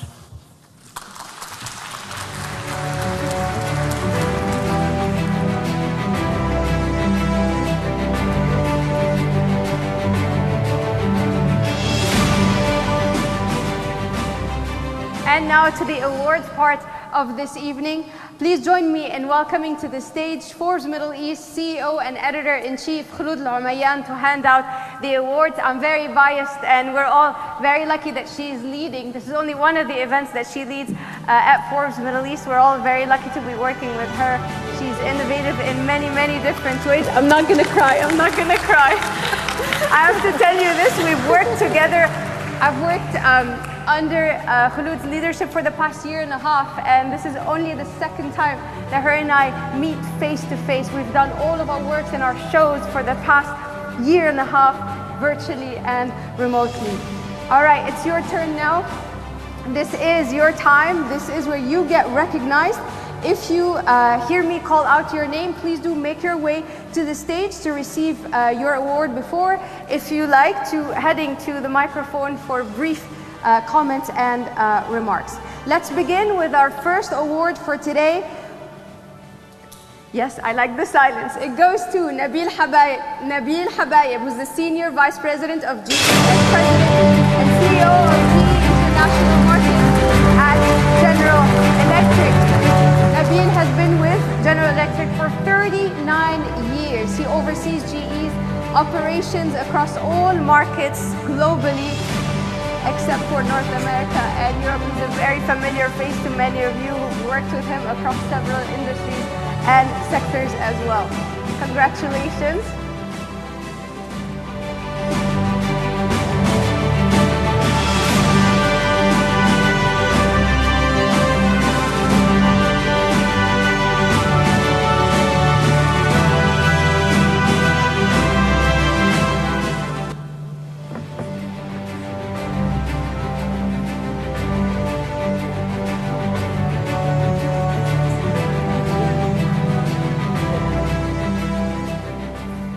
Thank you. It's a great honor to receive this award, especially at a time when the world is looking at Dubai with the Expo 2020. So it's a great event. It's really great to be part of this region. We were one of the founder global companies with roots here, and we're glad that we continue with the vision of making a difference for the region, for the people, and participating in that. This award is for my team, who has been great, and thank you very much. Thank you. You're very welcome.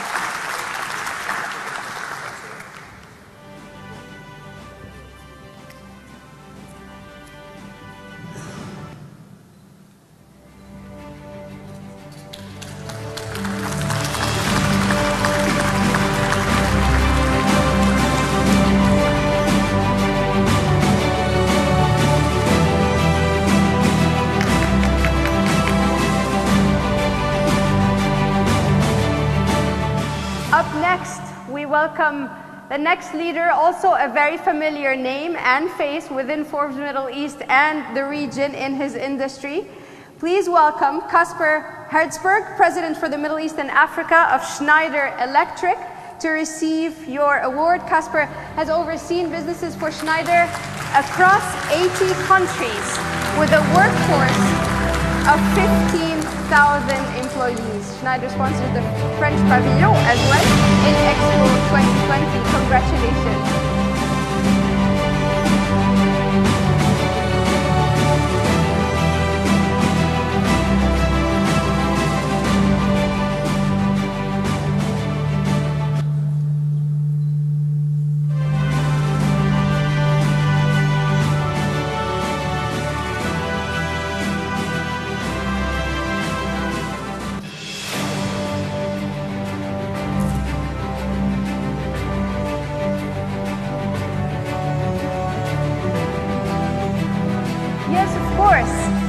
Yes, of course, no award is complete without team effort, and the team of Schneider Electric are also very familiar to all of us. Your leader would like you to share this moment with him on stage. So come on, don't be shy. We're calling on the Schneider Electric team to receive part of this award, the Global Meets Local 2021 from Forbes Middle East. Have they walked out on you? I see some of them, but they're coming, I see them. Congratulations, this goes to all of you as well. If you'd like to say a few words? Sure.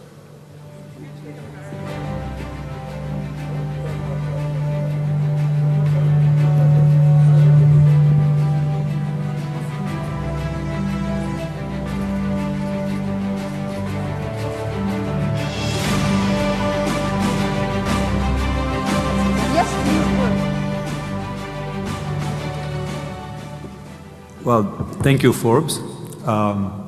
This is a really special honor for me to receive this award. The honor is multifold. To take it with my team that really is behind this honor. I want to thank them. It is also an honor to come just after Nabil, with such a legendary presence in this region, you know. We've been through 2 difficult years in the last 2 years. Throughout this time, Dubai was very steady. Forbes was a fantastic partner in good times and in bad. And now with Expo, Dubai is back, Forbes is back, we're back. It's just great. Thank you.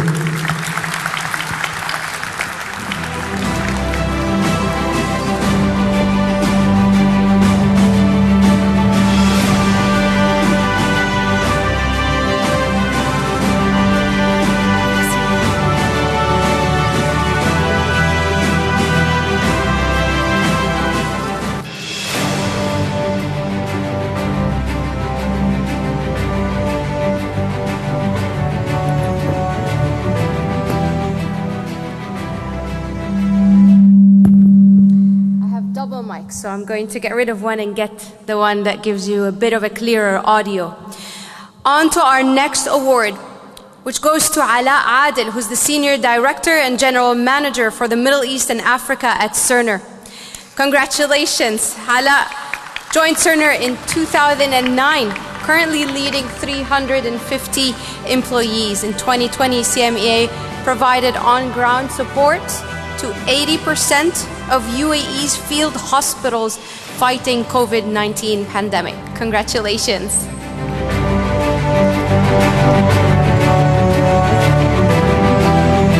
Of course, every leader is sharing today this moment with his team. Congratulations to all of you.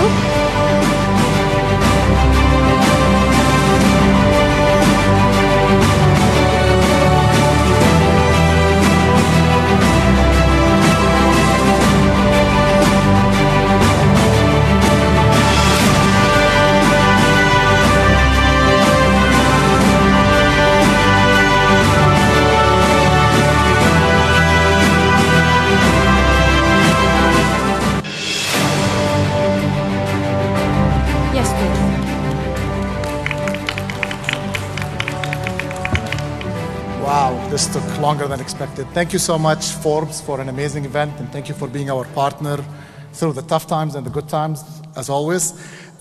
We work in healthcare, and it's definitely been a tough 2 years, the last couple of years for all of us, but especially for those who support the healthcare facilities, the hospitals, and the clinics.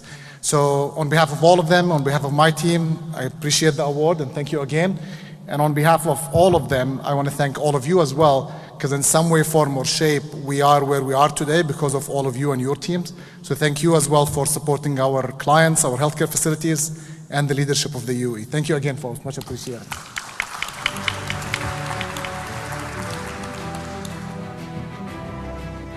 Congratulations. Calling our next award for today is Ronald Boueri. He's the General Manager for the Middle East at Zimmer Biomet. Ronald joined Zimmer Biomet 18 years ago with about 28 years of experience in the medical devices sectors. Congratulations on receiving Forbes Middle East Global Meets Local Award 2021.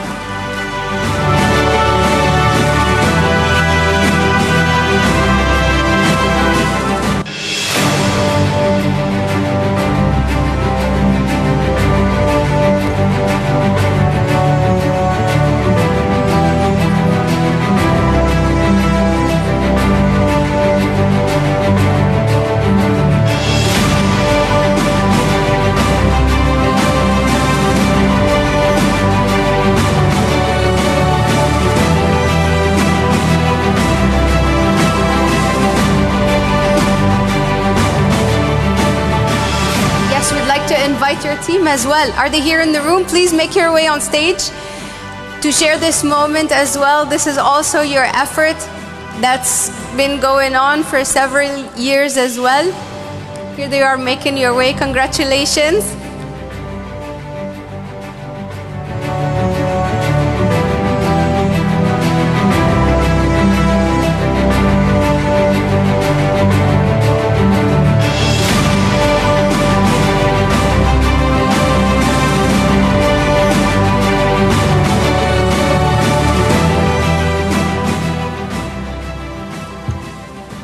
First, thank you to Forbes. It's an honor and a privilege for me to be here tonight.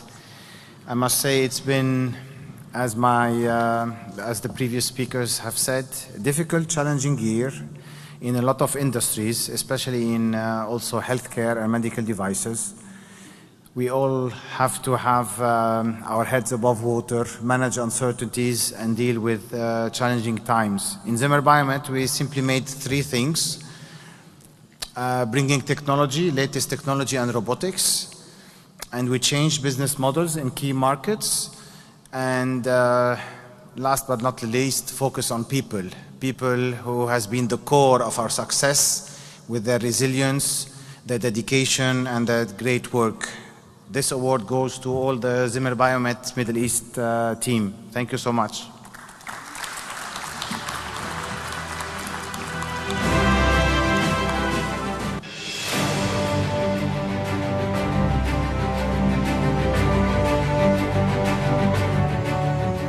Onto social media, which has and continues to play a massive role in our lives, both on a business and a personal level. Calling on our next awardee, Hussein Freiji, who's the General Manager for MENA at Snap. Before joining Snap, Hussein was the MD for Yahoo Meet, and he played also a role in establishing Maktoob, and which was acquired by Yahoo in 2009. Congratulations, Hussein, for receiving the Global Meets Local 2021 Forbes Middle East Award.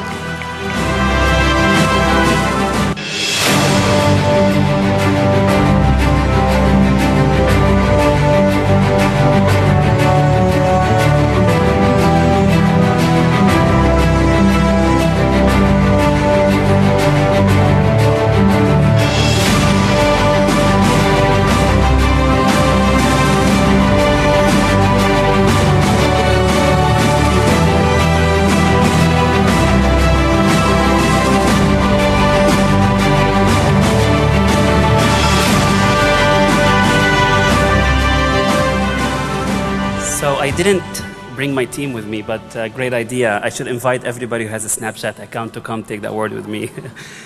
Thank you so much for the award. It's been really a pleasure being here amongst peers and really great companies that helped really play a big role in the development of this country and the region in general. Actually, today coincidentally, is a very interesting day for me as well. It marks my 5th year at Snap since I joined. I was employee number 1, and I was tasked to build the operation in the region here. At that time, Snap was a relatively young company, and our sole focus was on allowing people to communicate freely and unlocking their capabilities to communicate with friends and family. 5 years later, we are a multi-practice company that allows people to really live in the moment, express themselves while having fun and learn about the world. But at the same time, the last 5 years here in this region, we were witnessing one of the most progressive social and economical agendas, and being part of that journey in the region here has been a real pleasure and pride. So thank you so much for this award. It's a testament to the hard work, the team and the company, and hopefully we are looking forward to more in the future. Thank you so much.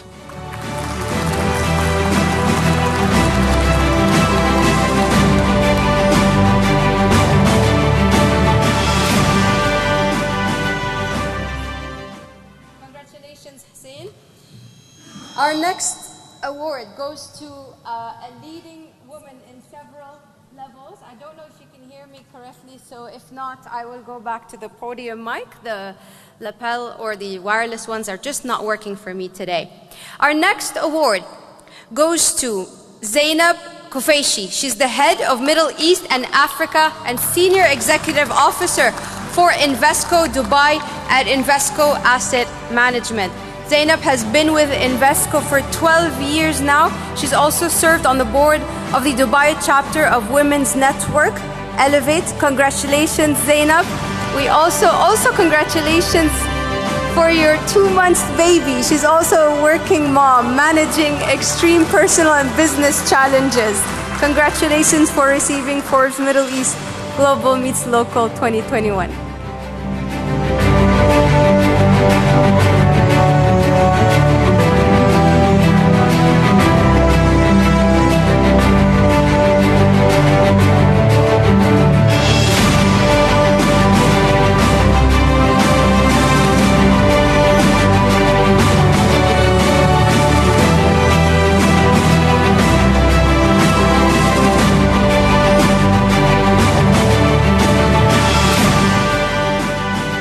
So much. It's such a pleasure to be here among some real esteemed guests. Invesco is a truly global firm that really believes in the power of serving its clients and customers locally and really providing a superior investment experience. We have been here in the UAE for 15 years, so it's a real pleasure to be here. I'd love to thank Forbes for this recognition. Yes, I am on maternity leave, so thank you for inviting me.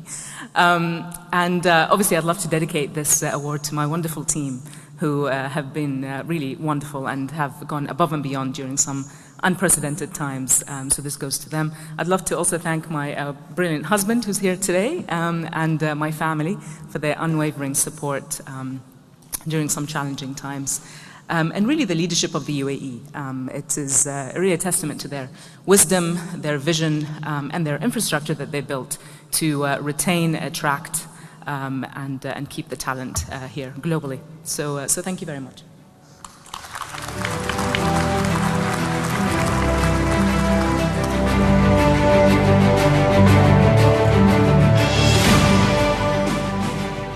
Forbes Middle East would also like to award and welcome Thierry Delvaux, CEO for the Middle East, Africa and Turkey at JLL. Thierry oversees 1,300 employees.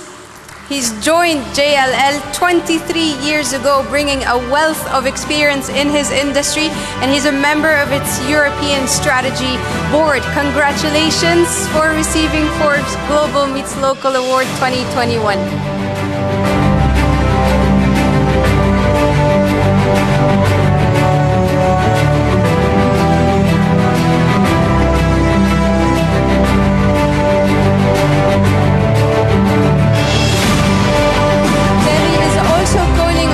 Team, please do make your way to the stage to share this moment and share Forbes Middle East Award for this year.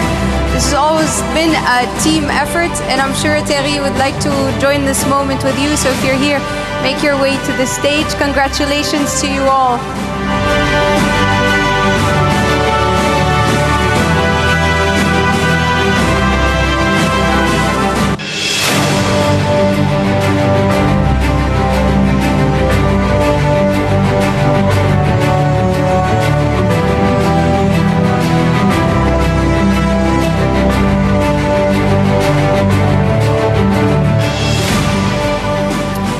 Good evening.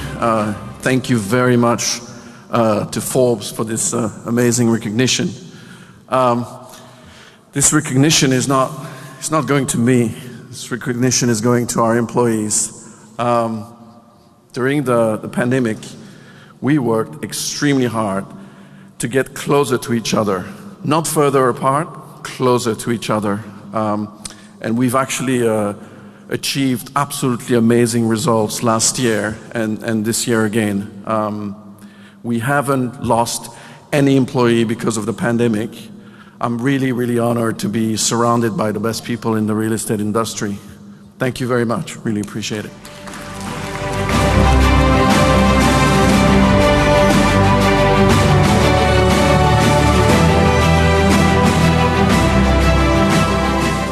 Congratulations. Forbes Middle East would like to award and welcome again to the stage Ayman Mukhtar, Regional President for the Middle East, Turkey and Levant at Beatrice. Ayman's got over 25 years of experience in the pharmaceutical industry. He today oversees around 500 employees, previously having held roles at Pfizer and Upjohn. Congratulations, Ayman. Also calling on his team,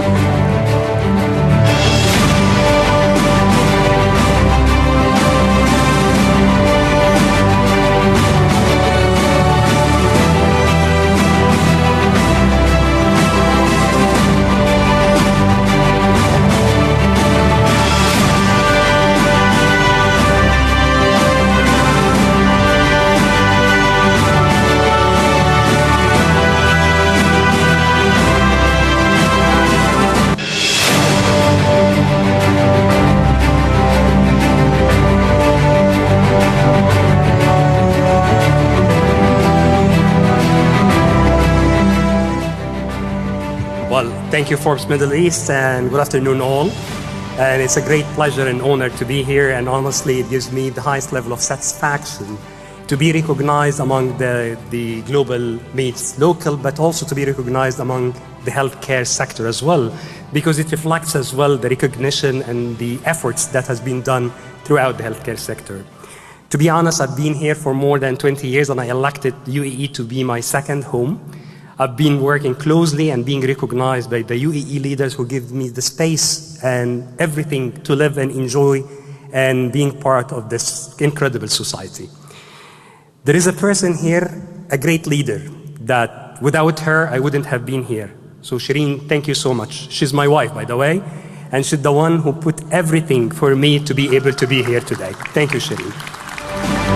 I have a great team as well who works incredibly to support me, but there is another person that if I will dedicate this prize to him, he's available today, and he's actually Menassi, the person who is my boss, who give me the whole space and give me all the liberty to be innovative and to create all the opportunities that I was being able to deliver. Thank you so much, Menassi, and this is dedicated to you, by the way. Thank you.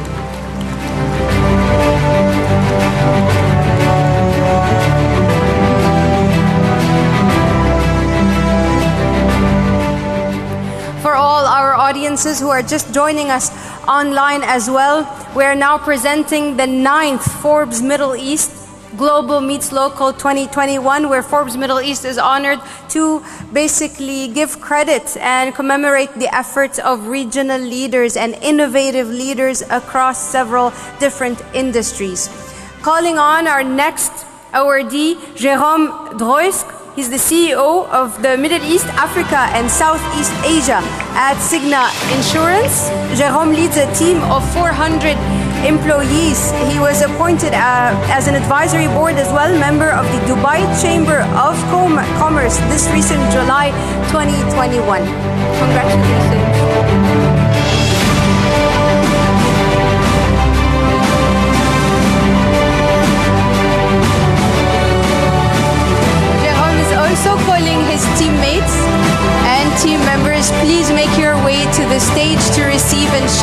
moment and this award, the Global Meets Local 2021, in its 9th edition this year.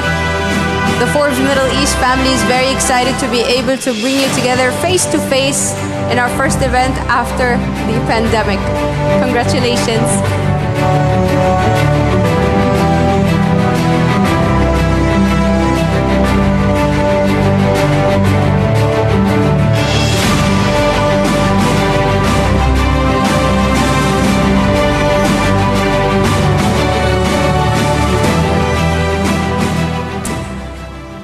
Hello everyone, I would like to thank Forbes. It's a great honor to be there.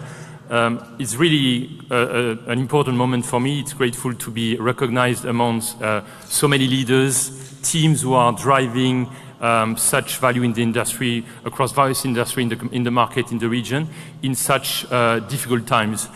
Cigna's mission is to improve the health and well-being of the people we serve, so we are definitely, again, a healthcare industry players. As we all know, it has been a very tough year in the past 2 years.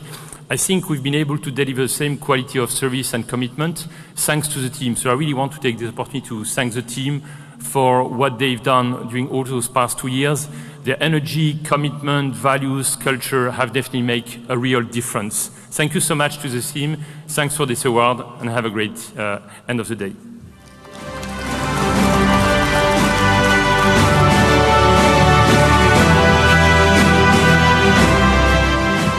It's wonderful not just to see your faces again, but to celebrate the achievements and the innovations of multi or different sectors and different nationalities and cultures as well, as we have gotten used to in the United Arab Emirates with this multitude of nationals. Calling on our next awardee, Forbes Middle East, would like to call Zhang Zhongguo, Chairman of the Middle East Region Committee at ICBC. Zhang joined ICBC in 1999 and assumed his current role in December 2017. Zhongguo has a PhD in engineering from Northeastern University. Congratulations.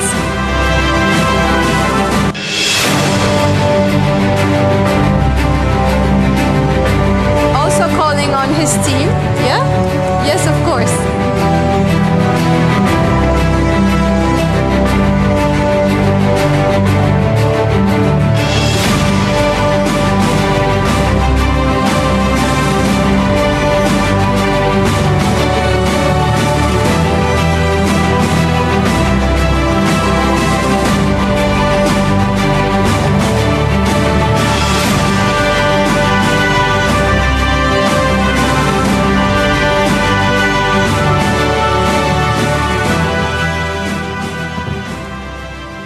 Thanks, Forbes. I'm so excited. It's my greatest honor to receive this award on behalf of ICBC and our esteemed customer. Winning this award would not possible without our team and my customer. So really very excited, especially we know the pandemic has really proven to be fighting in all the world. But here, under the West leadership, UAE has emerged as one of the most successful countries in fighting against the virus. I'm very proud that ICBC actively contribute to this fight. In the past 1.5 years, we have worked closely with our clients to reduce the negative impact on business by providing finance and consultation. At the same time, we strive to bridge the Middle East region and China by hosting a series of webinars for over hundreds of our clients from both sides. With the global vaccination pace speeding up, I'm very confident towards a positive outlook of economy. Now, the world is focused more on ESG. So are we at SBC, where we always promote environment-friendly and green initiative. With our global footprint, experience, and Fintech, we join with our clients, with our hands, with our clients. Yeah. To ensure our clients ensure they are the first one step ahead in being socially responsible. As official partner of China Pavilion at Expo 2020, we continue to promote green and sustainable financing, raising the public awareness on ESG. Looking forward, my team and I will continue our efforts to make SBC more than just a bank, but one providing new technology, services, and support to the community, clients, within the region and beyond. I really believe that by working together, we can better our shared future. Thank you all. Thank you.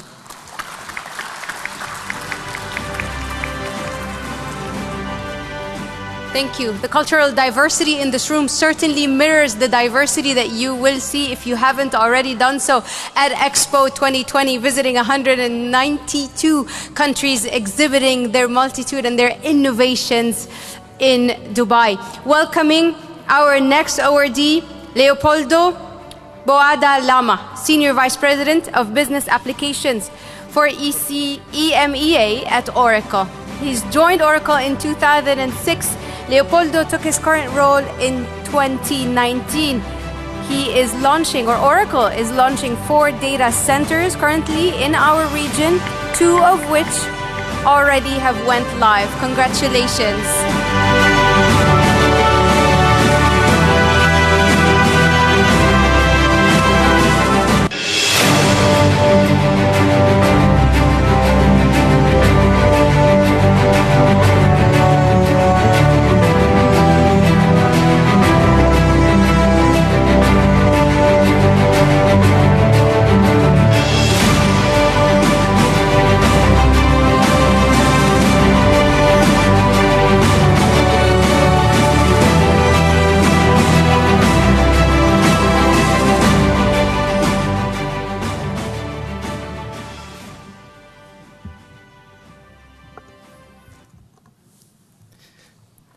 Thank you so much to Forbes. It's really an honor to receive this award on behalf of Oracle. This is a great recognition for us. We have been in this country already for over 30 years, over 3 decades, and this has been a long journey, and we have been supporting public entities, public sector entities, private sector companies in their digital transformation journey. We have been supporting the development of local talent over these years, and in the last 2 years we have been supporting all the healthcare system in the fight against COVID-19. So, as was mentioned before, we are investing in this country, we are investing in new data centers, and we are really looking forward for another 3 decades of being here and enjoying this journey together. Thank you so much.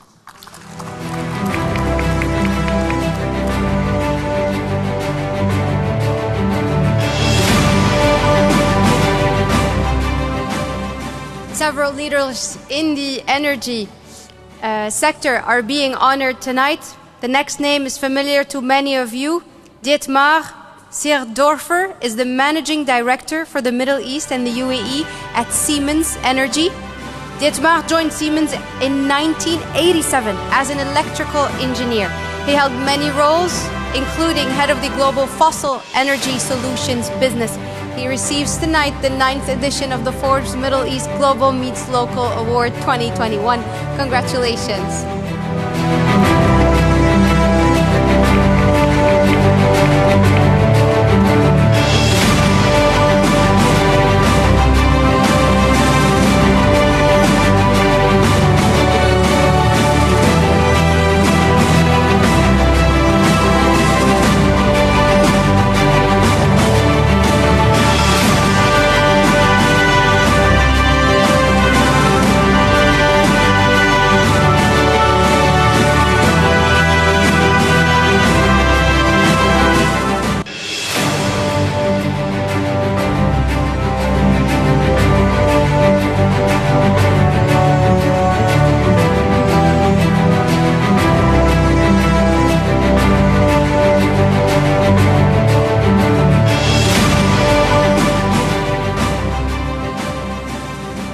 Thank you, Forbes, for this award honoring us, me, and my team, because the team, at the end of the day, the people make the difference. And it's a thing that I want to say, I'm leading maybe the youngest company today in the room here, because we are only 1 year old.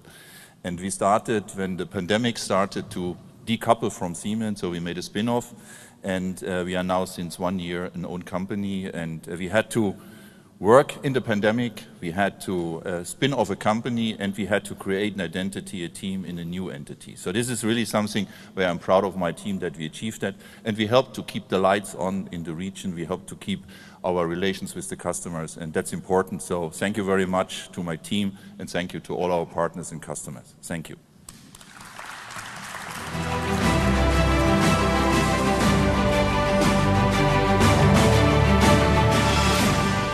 Please welcome and congratulate as well Laszlo Svenger, who's the Regional Vice President and Managing Director for the Middle East and Africa at 3M. Laszlo assumed his current role in June of 2021.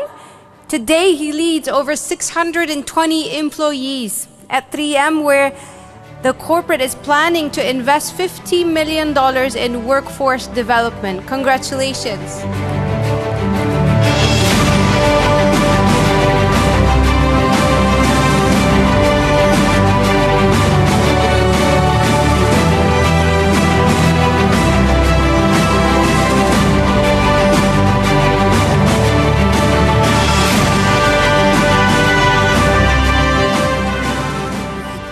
Good afternoon, everyone. It's been a great pleasure here in this prestigious group. And I want to thank very much to Forbes for recognizing the 700 3Mers who have been working very hard over the past 50 years since we've been here in the UAE. You know, we've been doing what we are at best doing, working hard to improve every life as it stands in our own vision and mission statement. Thank you very much for this prestigious award. Thank you.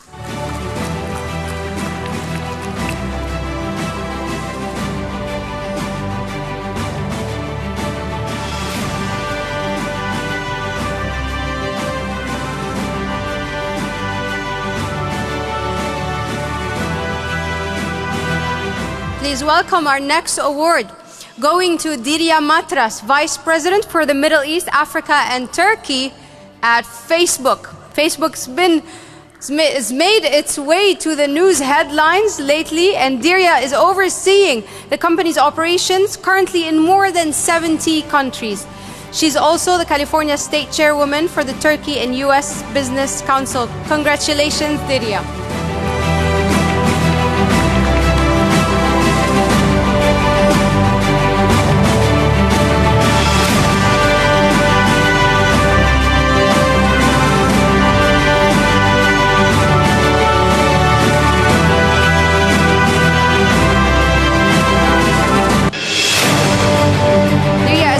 Several of her Facebook teammates. Come on, Facebookers.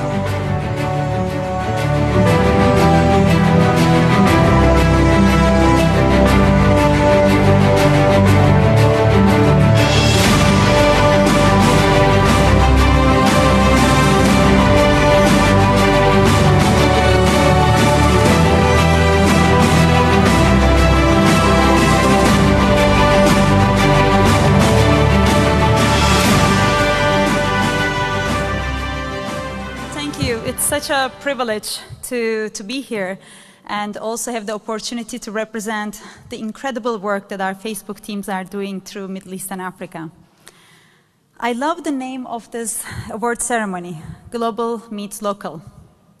It's very meaningful, especially in COVID, because a new trend that has been rising is called glocal. In a way, during COVID, we understood that we are all in the same boat as one global family of humanity. One virus that happens in, starts in China can affect the US, like everything is linked to one another. At the same time, during this pandemic, we realized how important our local communities, local small businesses are.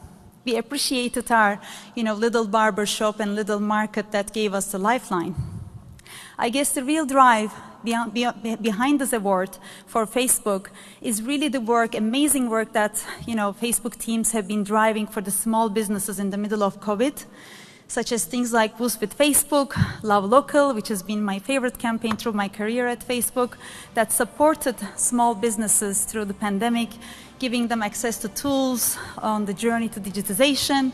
So I just want to thank all the teams, everyone who has given support, but to start with the small businesses who has been at the forefront in fighting this pandemic. So thank you so much for this recognition, because it's important to highlight the great work to encourage more small businesses to start the journey, and it will always be a pleasure to be on this journey with them. Thank you.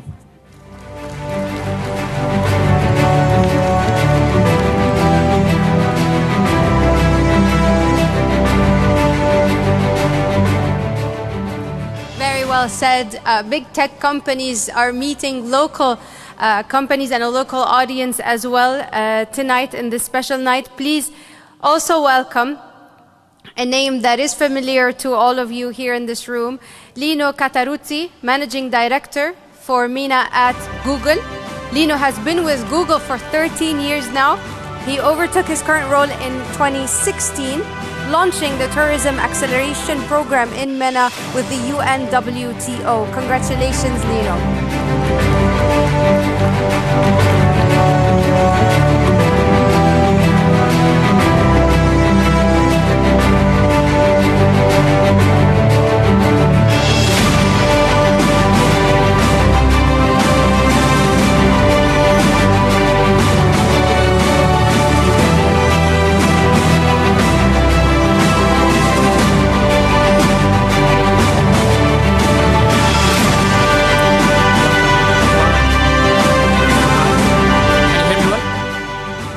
Everyone, and thank you so much. This is a great honor. So thank you especially Forbes Middle East for the recognition. And of course, like many today, this is shared with the team. And we'd really like to define the mission that we have here specifically for the Middle East as empowering the people to have access to knowledge and information on a daily basis using the products they love. In our case, that's search, that's YouTube, that's maps. And we know we had some tough time in the last year and a half, almost 2 years, and the team stepped up so much to really empower and enable the different businesses and people to cope with the circumstances we had. And that's why we launched Grow Stronger with Google, in which we pledge to put online and into upskill more than 1 million people and businesses. And the team worked tireless hours, so really thank you to all of them. Thank you again to Forbes, and I'm so excited about the future that this region is going to bring for all of us for many years. Thank you.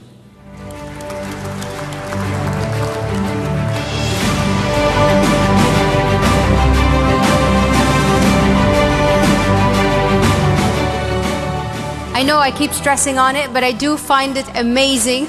I don't know if you're counting, I lost count. I counted over 20 different nationalities amongst Forbes Middle East 9th edition for the Global Meets Local. Please welcome our next award going to Patrick van der Loo, Regional President for the Middle East and Africa at Pfizer, a name that has also been in the news lately, overcoming several challenges during this pandemic.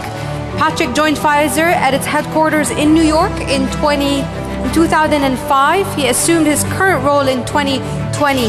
Pfizer is currently present in 19 countries across the Middle East. and several of you have the vaccine as well, so it's present everywhere tonight. Congratulations.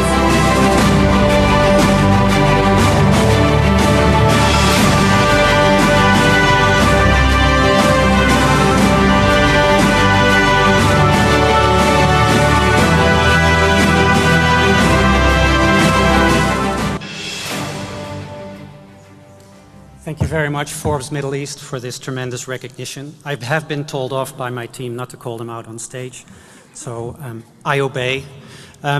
It truly is an honor to stand here amongst all these wonderful leaders in the region, especially considering the fact that I've only been in this region for about a year, but obviously what a year this has been. So I'm accepting this honor on behalf of my 1,600 colleagues here in the region. A tremendous region. Africa and the Middle East, from a healthcare perspective, is a vibrant and dynamic place to work, but also from a developmental aspect for us as Pfizer to bring our breakthroughs that change patient lives. Our mission, breakthroughs that change patient lives. In the year 2020, before we had our vaccine rollout, we served around 6.6 million patients with our products. And we stand firm to that commitment of changing patient lives through these breakthroughs. So I have to talk a little bit about the vaccine, obviously, as well. Over the past year so far, we have distributed more than 1.8 billion doses of our vaccine globally so far in over 145 countries, 12 of which here in the Middle East and 26 in Africa and more countries every day. A tremendous achievement that we're all in our company extremely proud of. And I'm looking forward in the years to come to continue the collaboration with all my colleagues and all our partners and stakeholders to serve our customers and our patients across the region and across the globe. Thank you again, Forbes, for this tremendous honor. Thank you.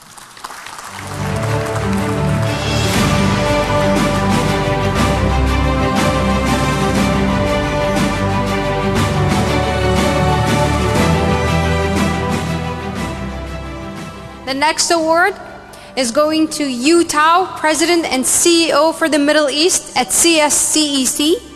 Yu has been leading China State Construction Engineering Corporation's Middle East operation since 2004. The company currently employs and he oversees 17,000 employees. Congratulations.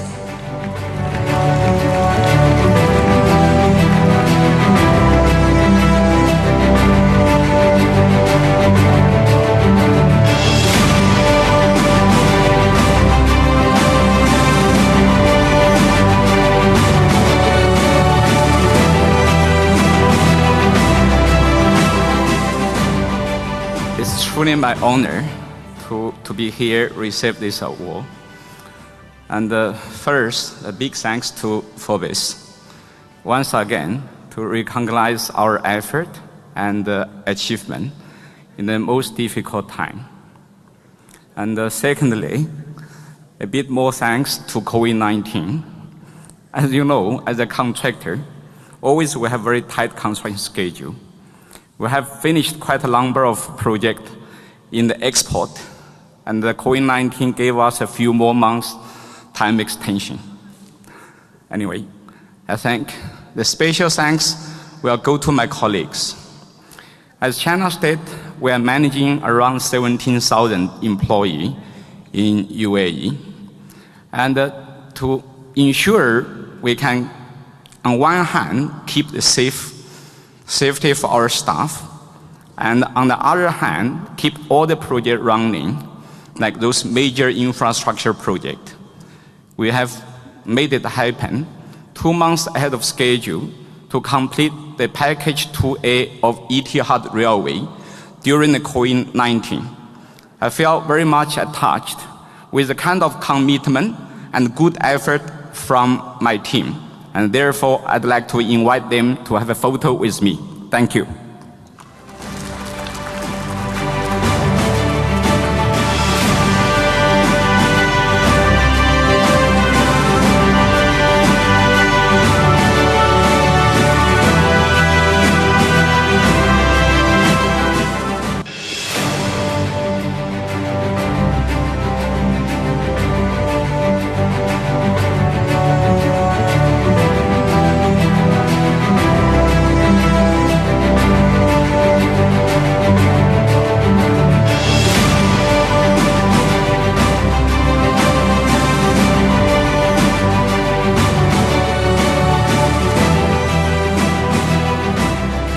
Our next awardee leads an organization that has become a very well-known household name. Tolga Sebe is the Vice President and General Manager for the Middle East at Coca-Cola. Tolga joined Coca-Cola in 2004, and in 2020, its Open Like Never Before initiative aimed to support 5,000 stores in Palestine and 50,000 across Iraq. He gets the Global Meets Local 2021 Forbes Middle East Award in its 9th edition. Congratulations.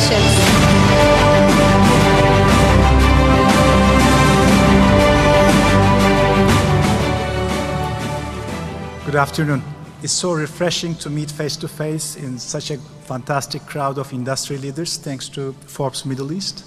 At the Coca-Cola Company, we operate in about 200 countries all around the world with global iconic brands, but we know that the key success factor is understanding the local consumer needs, develop a strong stakeholder network and partners, and keeping innovation at heart. I would like to thank again for the award. I'm extremely humbled, and I would like to take it as a recognition for the efforts of my entire team. Thank you.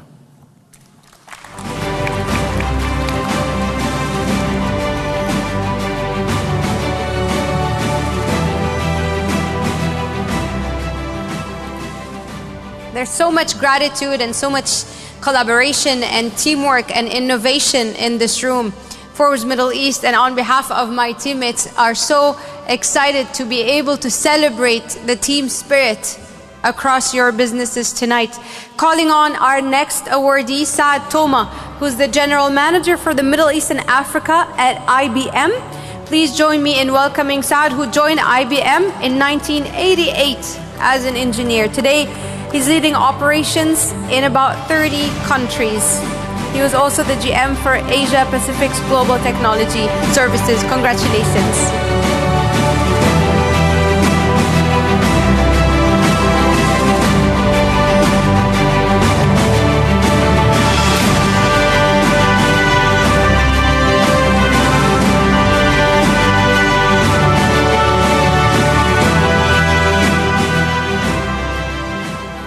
Thank you, Forbes, for this honor, which is really for Team IBM that has worked so tirelessly to ensure the systems of many of our clients, from businesses to governments, and most importantly, healthcare providers over the last 18 months function in the way they should.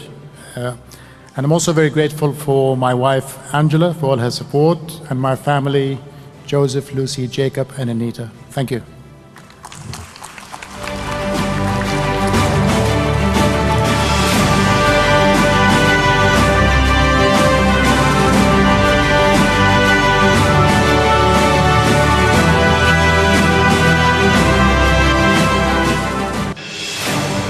If you're just joining us online, we're towards the end of our awardees list for the Global Meets Local 2021 Awards. Please welcome also a very known household name, specifically in the banking sector.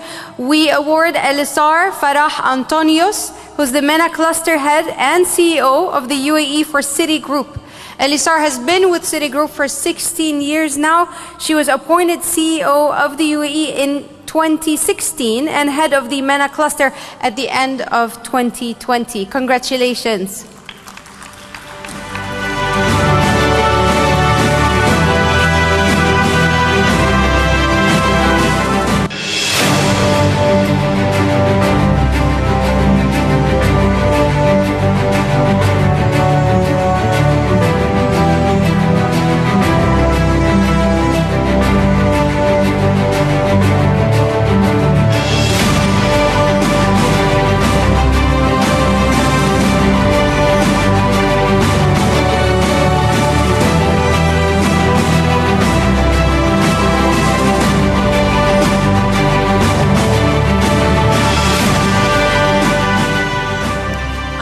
Towards the end of the day, I'll just take a minute.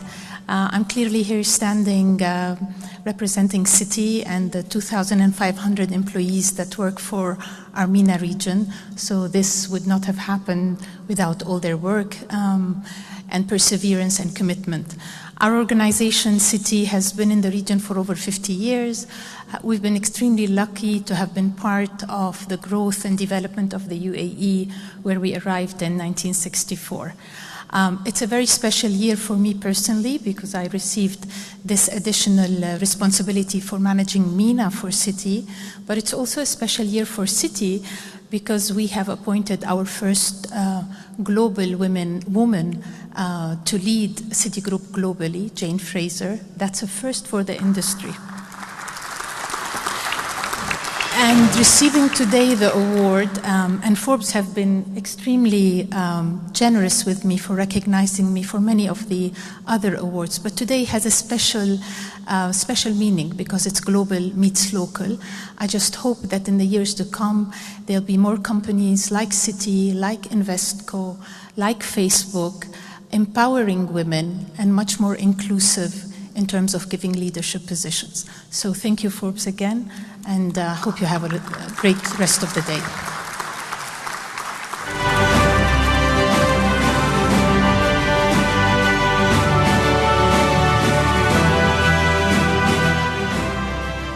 Very well deserved, Elisar. Congratulations. Our next awardee champions innovation and has been speaking and leading initiatives in the sustainable energy sector for several years. Please welcome Jean-Paul Choya, Greater Gulf MCO lead, and Sanofi Genzyme General Manager at Sanofi. With around 28 years of experience, Jean-Paul currently leads a team of 800 people in the region. Again, a big champion of innovation. Sanofi Genzyme is one of the company's largest affiliates. Congratulations, Jean-Paul.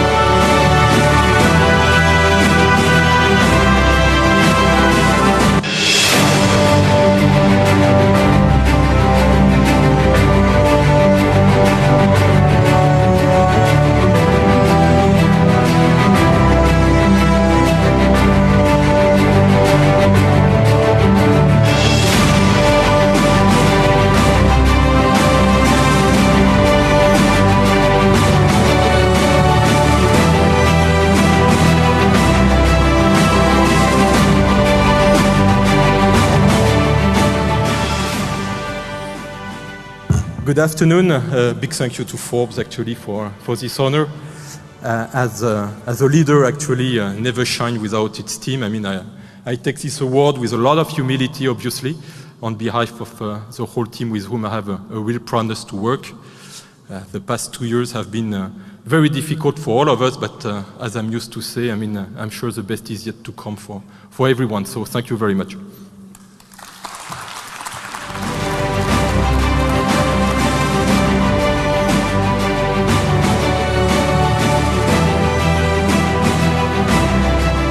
This brings us to the last award of the night. Global Meets Local concludes its list of awardees with last but not least. The last name is complicated, I will say it from now. Welcome and congratulations to George Schorkenfuss, President for MEA and Head of the Gulf and Saudi Country Group at Novartis Pharma Services. Congratulations, George, who's been the head of the MENA business since 2018, which extended to include currently South Africa in 2020. He's currently leading around 2,500 people. Congratulations.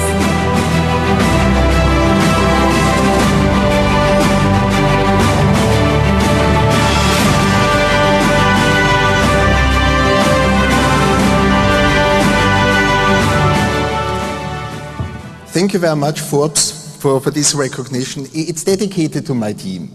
It's a pity it's not here, but they was really relentless what they did over the last couple of years in focusing on our mission. And our mission is reimagining medicine to improve people's life. And in the Middle East and Africa, we are serving 31 million patients with one of our medicines. And especially in the last years, we further continue to focus to really make sure that this region becomes a launch powerhouse where we can launch innovations second to US or to Europe. Second, we further continued to drive also gene and cell therapy to make sure that this really becomes a place and a hub where we can launch these innovations very fast and soon. And thirdly, we really continued private-public partnerships to the benefit of the society. If you're interested to get more information about Novartis, I can just invite you as a Swiss company, visit the Swiss pavilion because there is a booth where you get more information on Expo. Last but not least, I would like to say a big thank you to my family, especially to my wife, as well as to my beautiful daughter, because they supported me the entire life as an expat, moving to different countries. So thank you very much.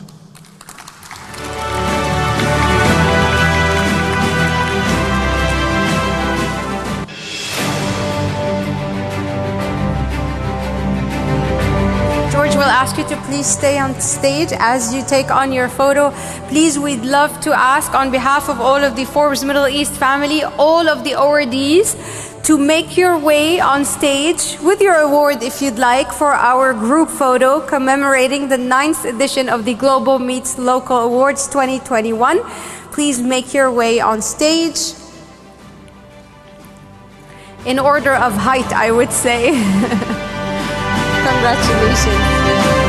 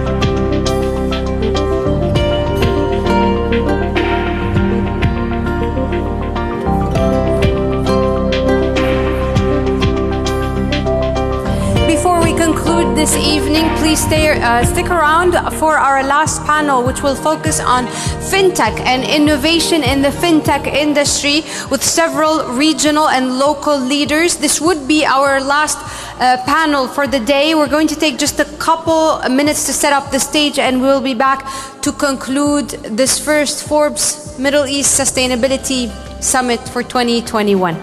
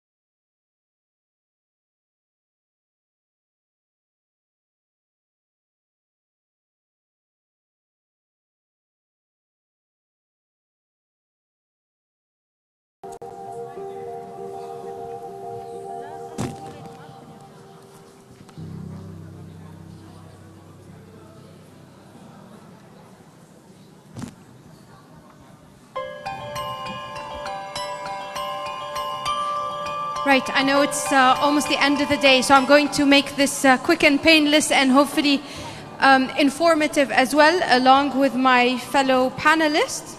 Allow me to welcome several industry leaders in this field. Specifically, we're discussing fintech and positive steps towards financial inclusion. This will be the final panel for this day. Technological innovation is transforming the access and flow of capital between people and across continents. Allow me to welcome my fellow panelists before we introduce together the topic and hopefully get you on your way home. Please welcome Namir Khan, who's the chairman of the MENA Fintech Association, bringing us a lot of insight in his industry and a wealth of experience in the fintech sector. Namir Khan will be one of the panelists on this topic. Also welcome Walid Hassouna, who is the CEO of NBFI Platform, CEO of Yao, and Head of Debt Capital Markets at EFG Hermes.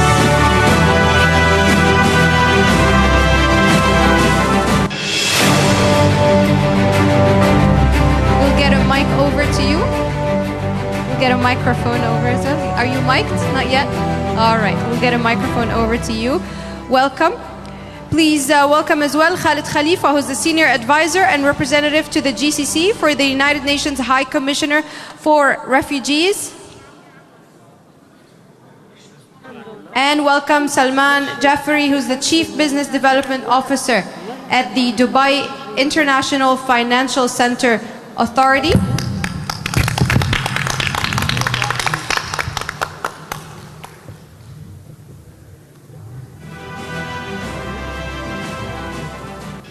Give you a couple of minutes to get mic'd up.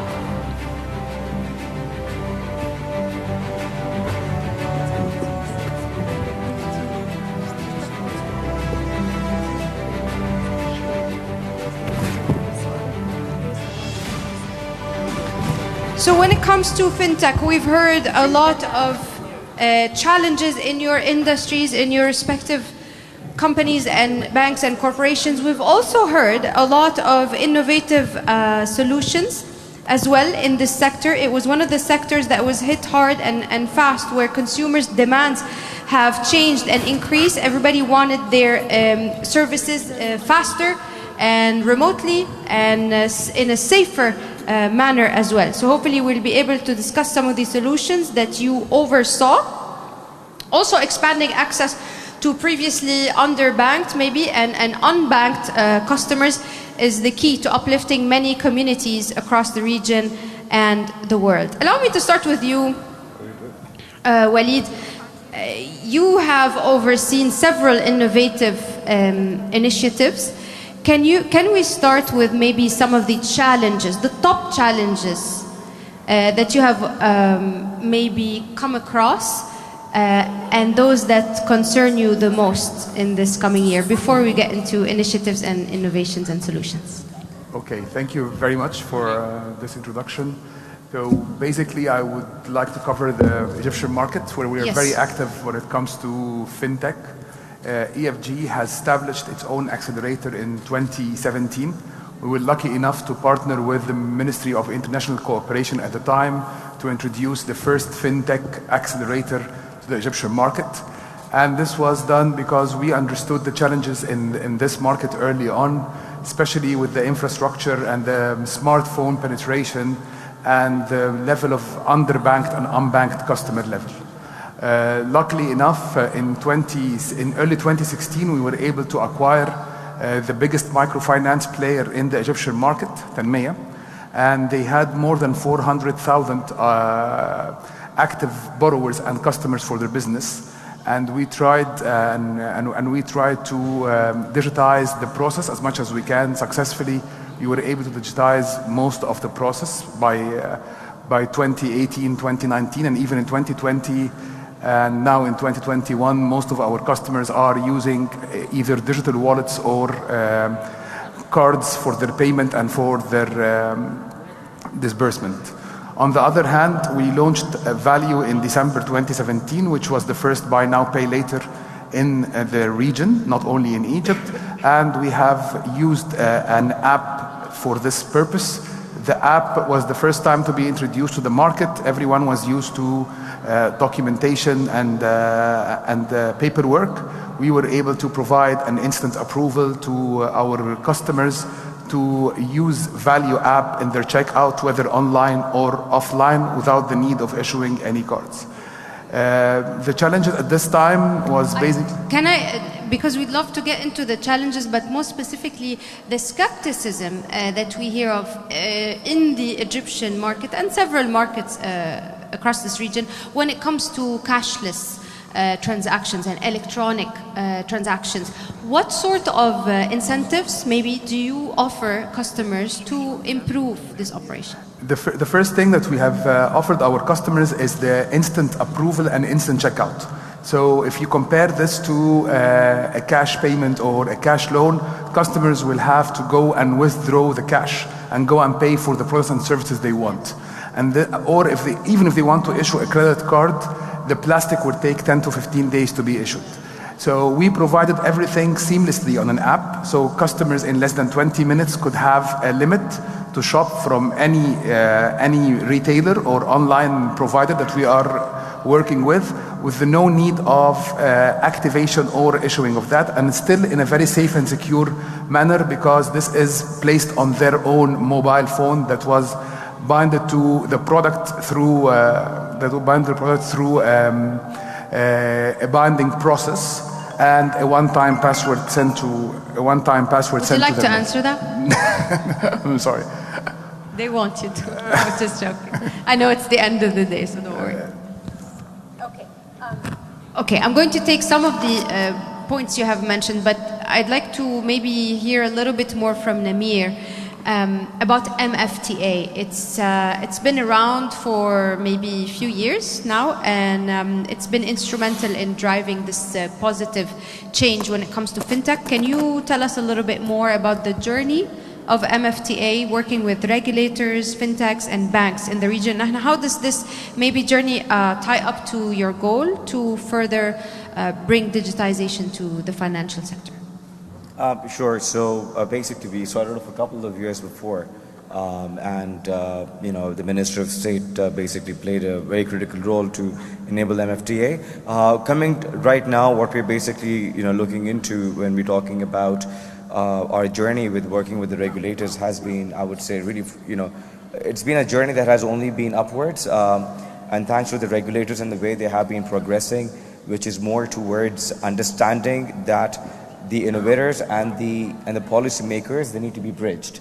And the bridging needs to be done with the openness that comes in from the people who are sitting and the policymakers, be that on the offshore regulators or be that the mainland regulators. I keep hearing about this gap, and it's not just the financial sector, it's so many industries keep telling me that there is a wide gap between both, and I don't know the solution. So I'm sure you do. one of the reasons I would say the gap is blurring is with the rise of the fintech sector, largely that you would see, right?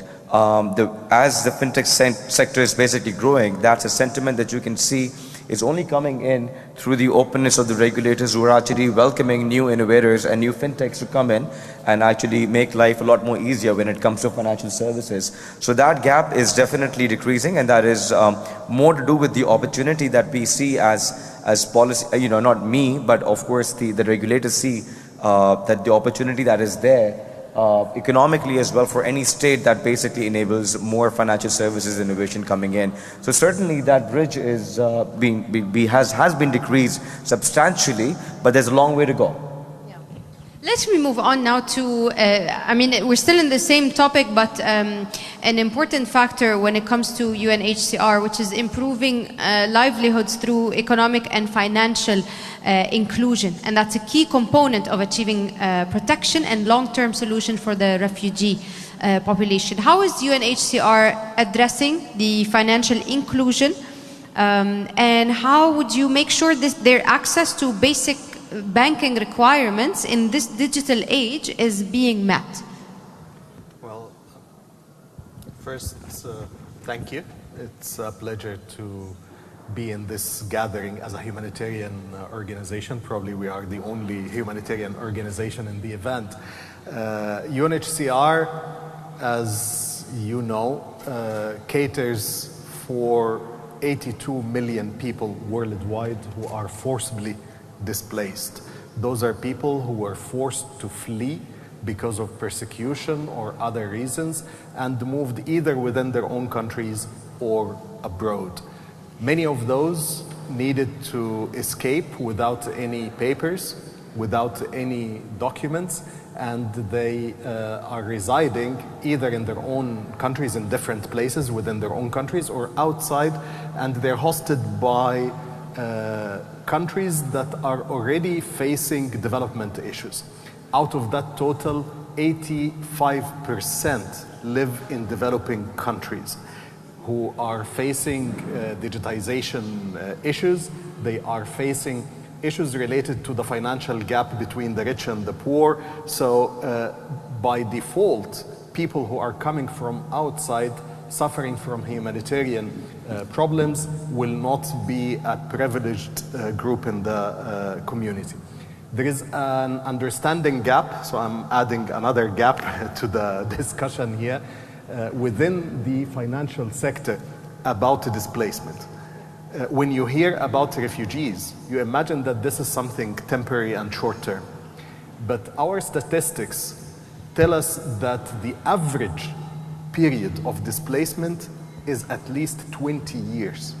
So you are talking about people who are forced to stay in a displacement situation in a camp or in an urban area in disprivileged areas usually for 20 years.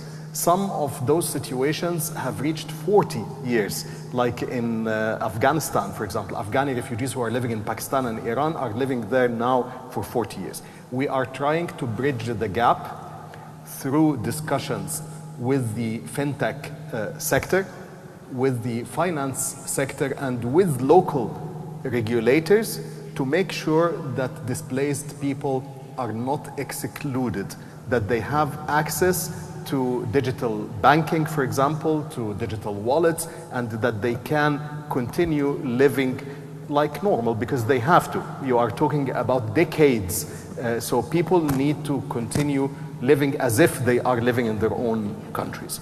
Unfortunately, it's certainly not been temporary for many refugees, considering we're in no shortage of crisis in this part of the world. I will stay within the innovation sub-headline and go to you, Salman. How has the setup of the DIFC Innovation Hub fostered new innovative ideas, specifically this unprecedented rise that we are seeing in startups and new digital ideas? And how maybe would this drive, in your opinion, financial inclusion and representation? Thank you. So, is my mic on? That's great. Let's check. Yes. Yes. Okay. So let me try and answer the question and kind of thread the discussions from Walid, Namir, and Khalid. let's start backwards from what we do. We exist for one major purpose, which is to drive economic growth for Dubai and the region. And to do that, you have to solve a number of problems, many of which are global in nature, and some are specific to the region. Now, Khalid's point, example of refugees is a very interesting one because it's an example of where technology has a particular advantage. You can deploy, if done right, financial services at scale at very low cost to a large number of people who may not have had traditional access to, let's say, branches or traditional banking.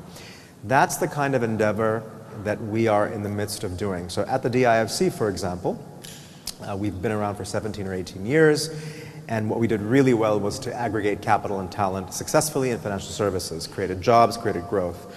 Financial services changed, so we had to adapt, and we created an ecosystem in Fintech. And doing that, as the panel will attest to, and Namir knows a thing or two about this as well, requires a combination of regulatory change, policy development, and partnership with the private sector.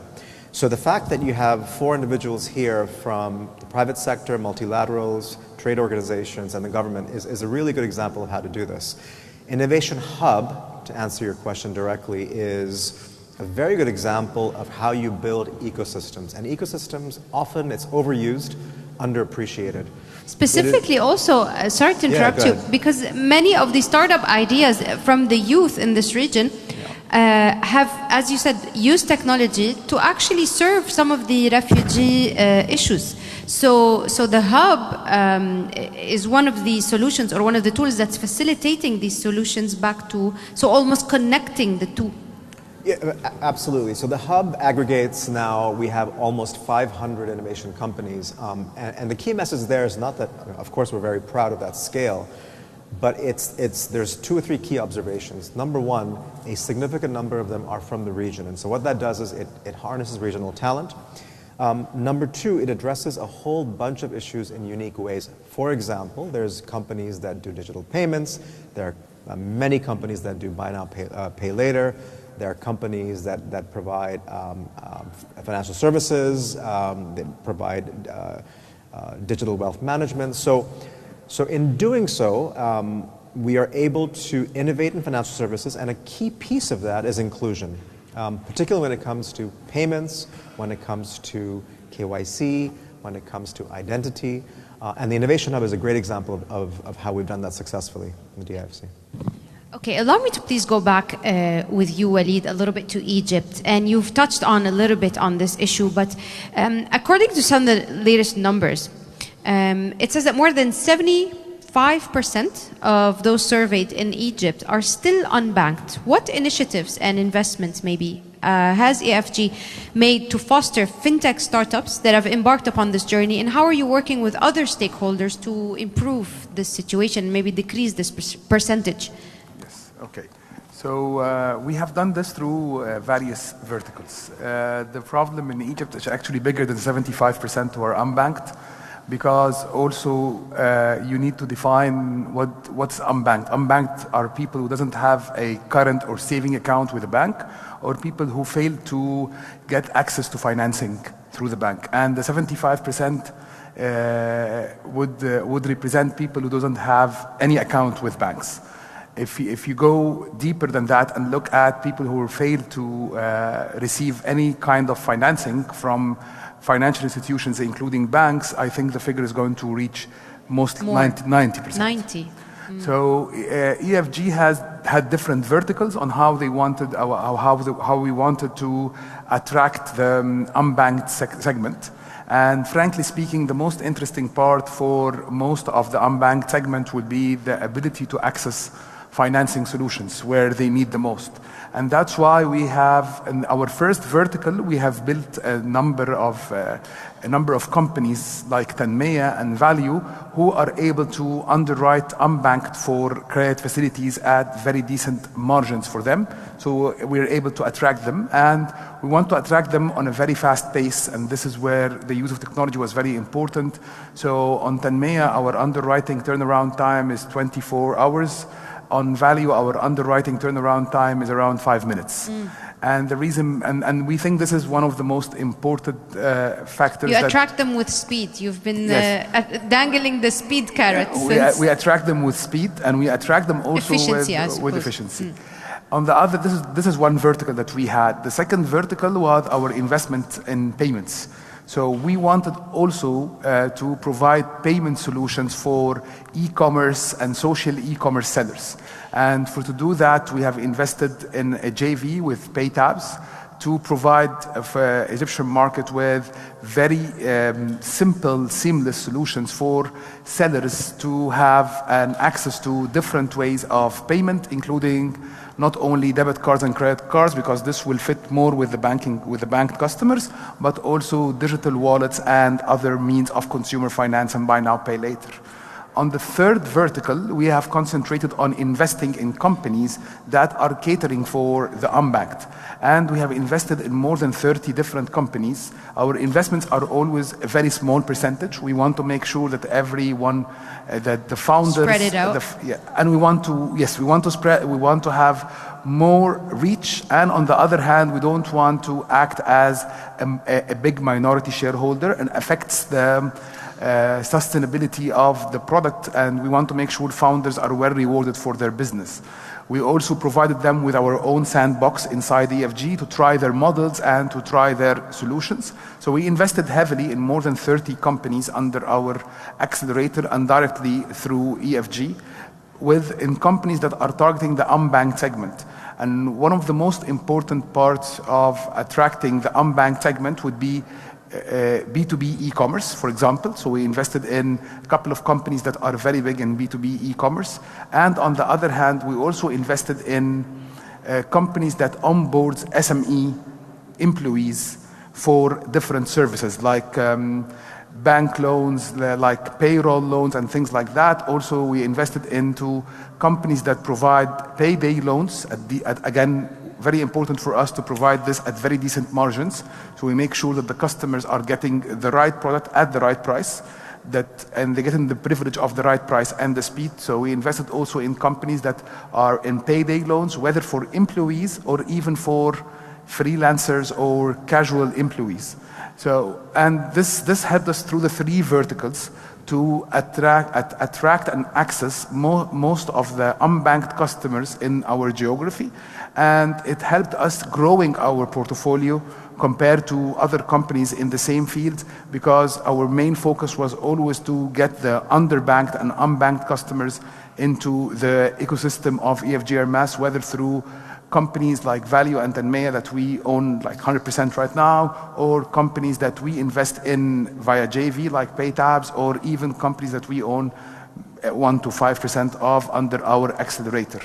And of course, we provide follow-on funding. We provide investment banking services for those companies, and we help them on their next steps and their fundraising. Namir, I'd like to get your insight on some of the countries in our region that are currently lagging behind on offering a proper framework or infrastructure, a healthy infrastructure to foster fintech innovations. Why is this the case? What are the top challenges that are standing in their way, and is there a way the top challenges can be mitigated? So I'll be very, am I audible? Not yet. Okay, great. Yes. Yeah, great. So I'll try to be very crisp in terms of and short in terms of my answer, in terms of, defining what's the typical issue that we would face. The precedent is set by countries such as UAE itself, which has basically led to other countries in the region to embark upon the same journey. What are those key ingredients? Which includes key infrastructure that is basically conducive for future innovations and future projects that are going to be launched itself over here in this part of the world. Secondly, not every single country in the region would be able to provide that level of infrastructure. Second is the talent piece. Again, this place where we're sitting in is basically a hub where you are able to attract different talents and different pool of talents from different places all over the world. Third, access to capital. Again, a lot of countries would not have that significant level of access to capital the way UAE has been able to provide that access to capital. And lastly, I would like to highlight the piece in terms of infrastructure. That is an environment that enables policy making. Again, I come to the part of the policy making, it's very critical and essential. Policy making that basically ensures that the solutions for the current and the future are basically incubated properly to ensure that they get significant scale and mileage ahead. So I do feel that apart from a few countries, I mean UAE is certainly leading that space. Apart from a few other countries in the region, not many other countries currently possess all of these key ingredients, which certainly is the gap that I foresee. Right, we're a bit short on time, so the final two questions, I'm going to address it to Khalid and Salman. Khalid, the number of the refugee population in the past decade, you're already nodding your head, has doubled. How would you have been, and so should have been, the funding for their financial requirements as well? How is UNHCR partnering with the necessary financial institutions to alleviate such need and to increase maybe touch points for collecting donations? Very good question. I just want to put things in perspective why the world should think more about people in displacement. We are talking about 1% of the world population. And this 1%, so I would like to pick from my colleagues' points, they are not bankable, they're unbankable, let alone creditable. They do not have access at all to credit. And we are approaching the issue from different angles.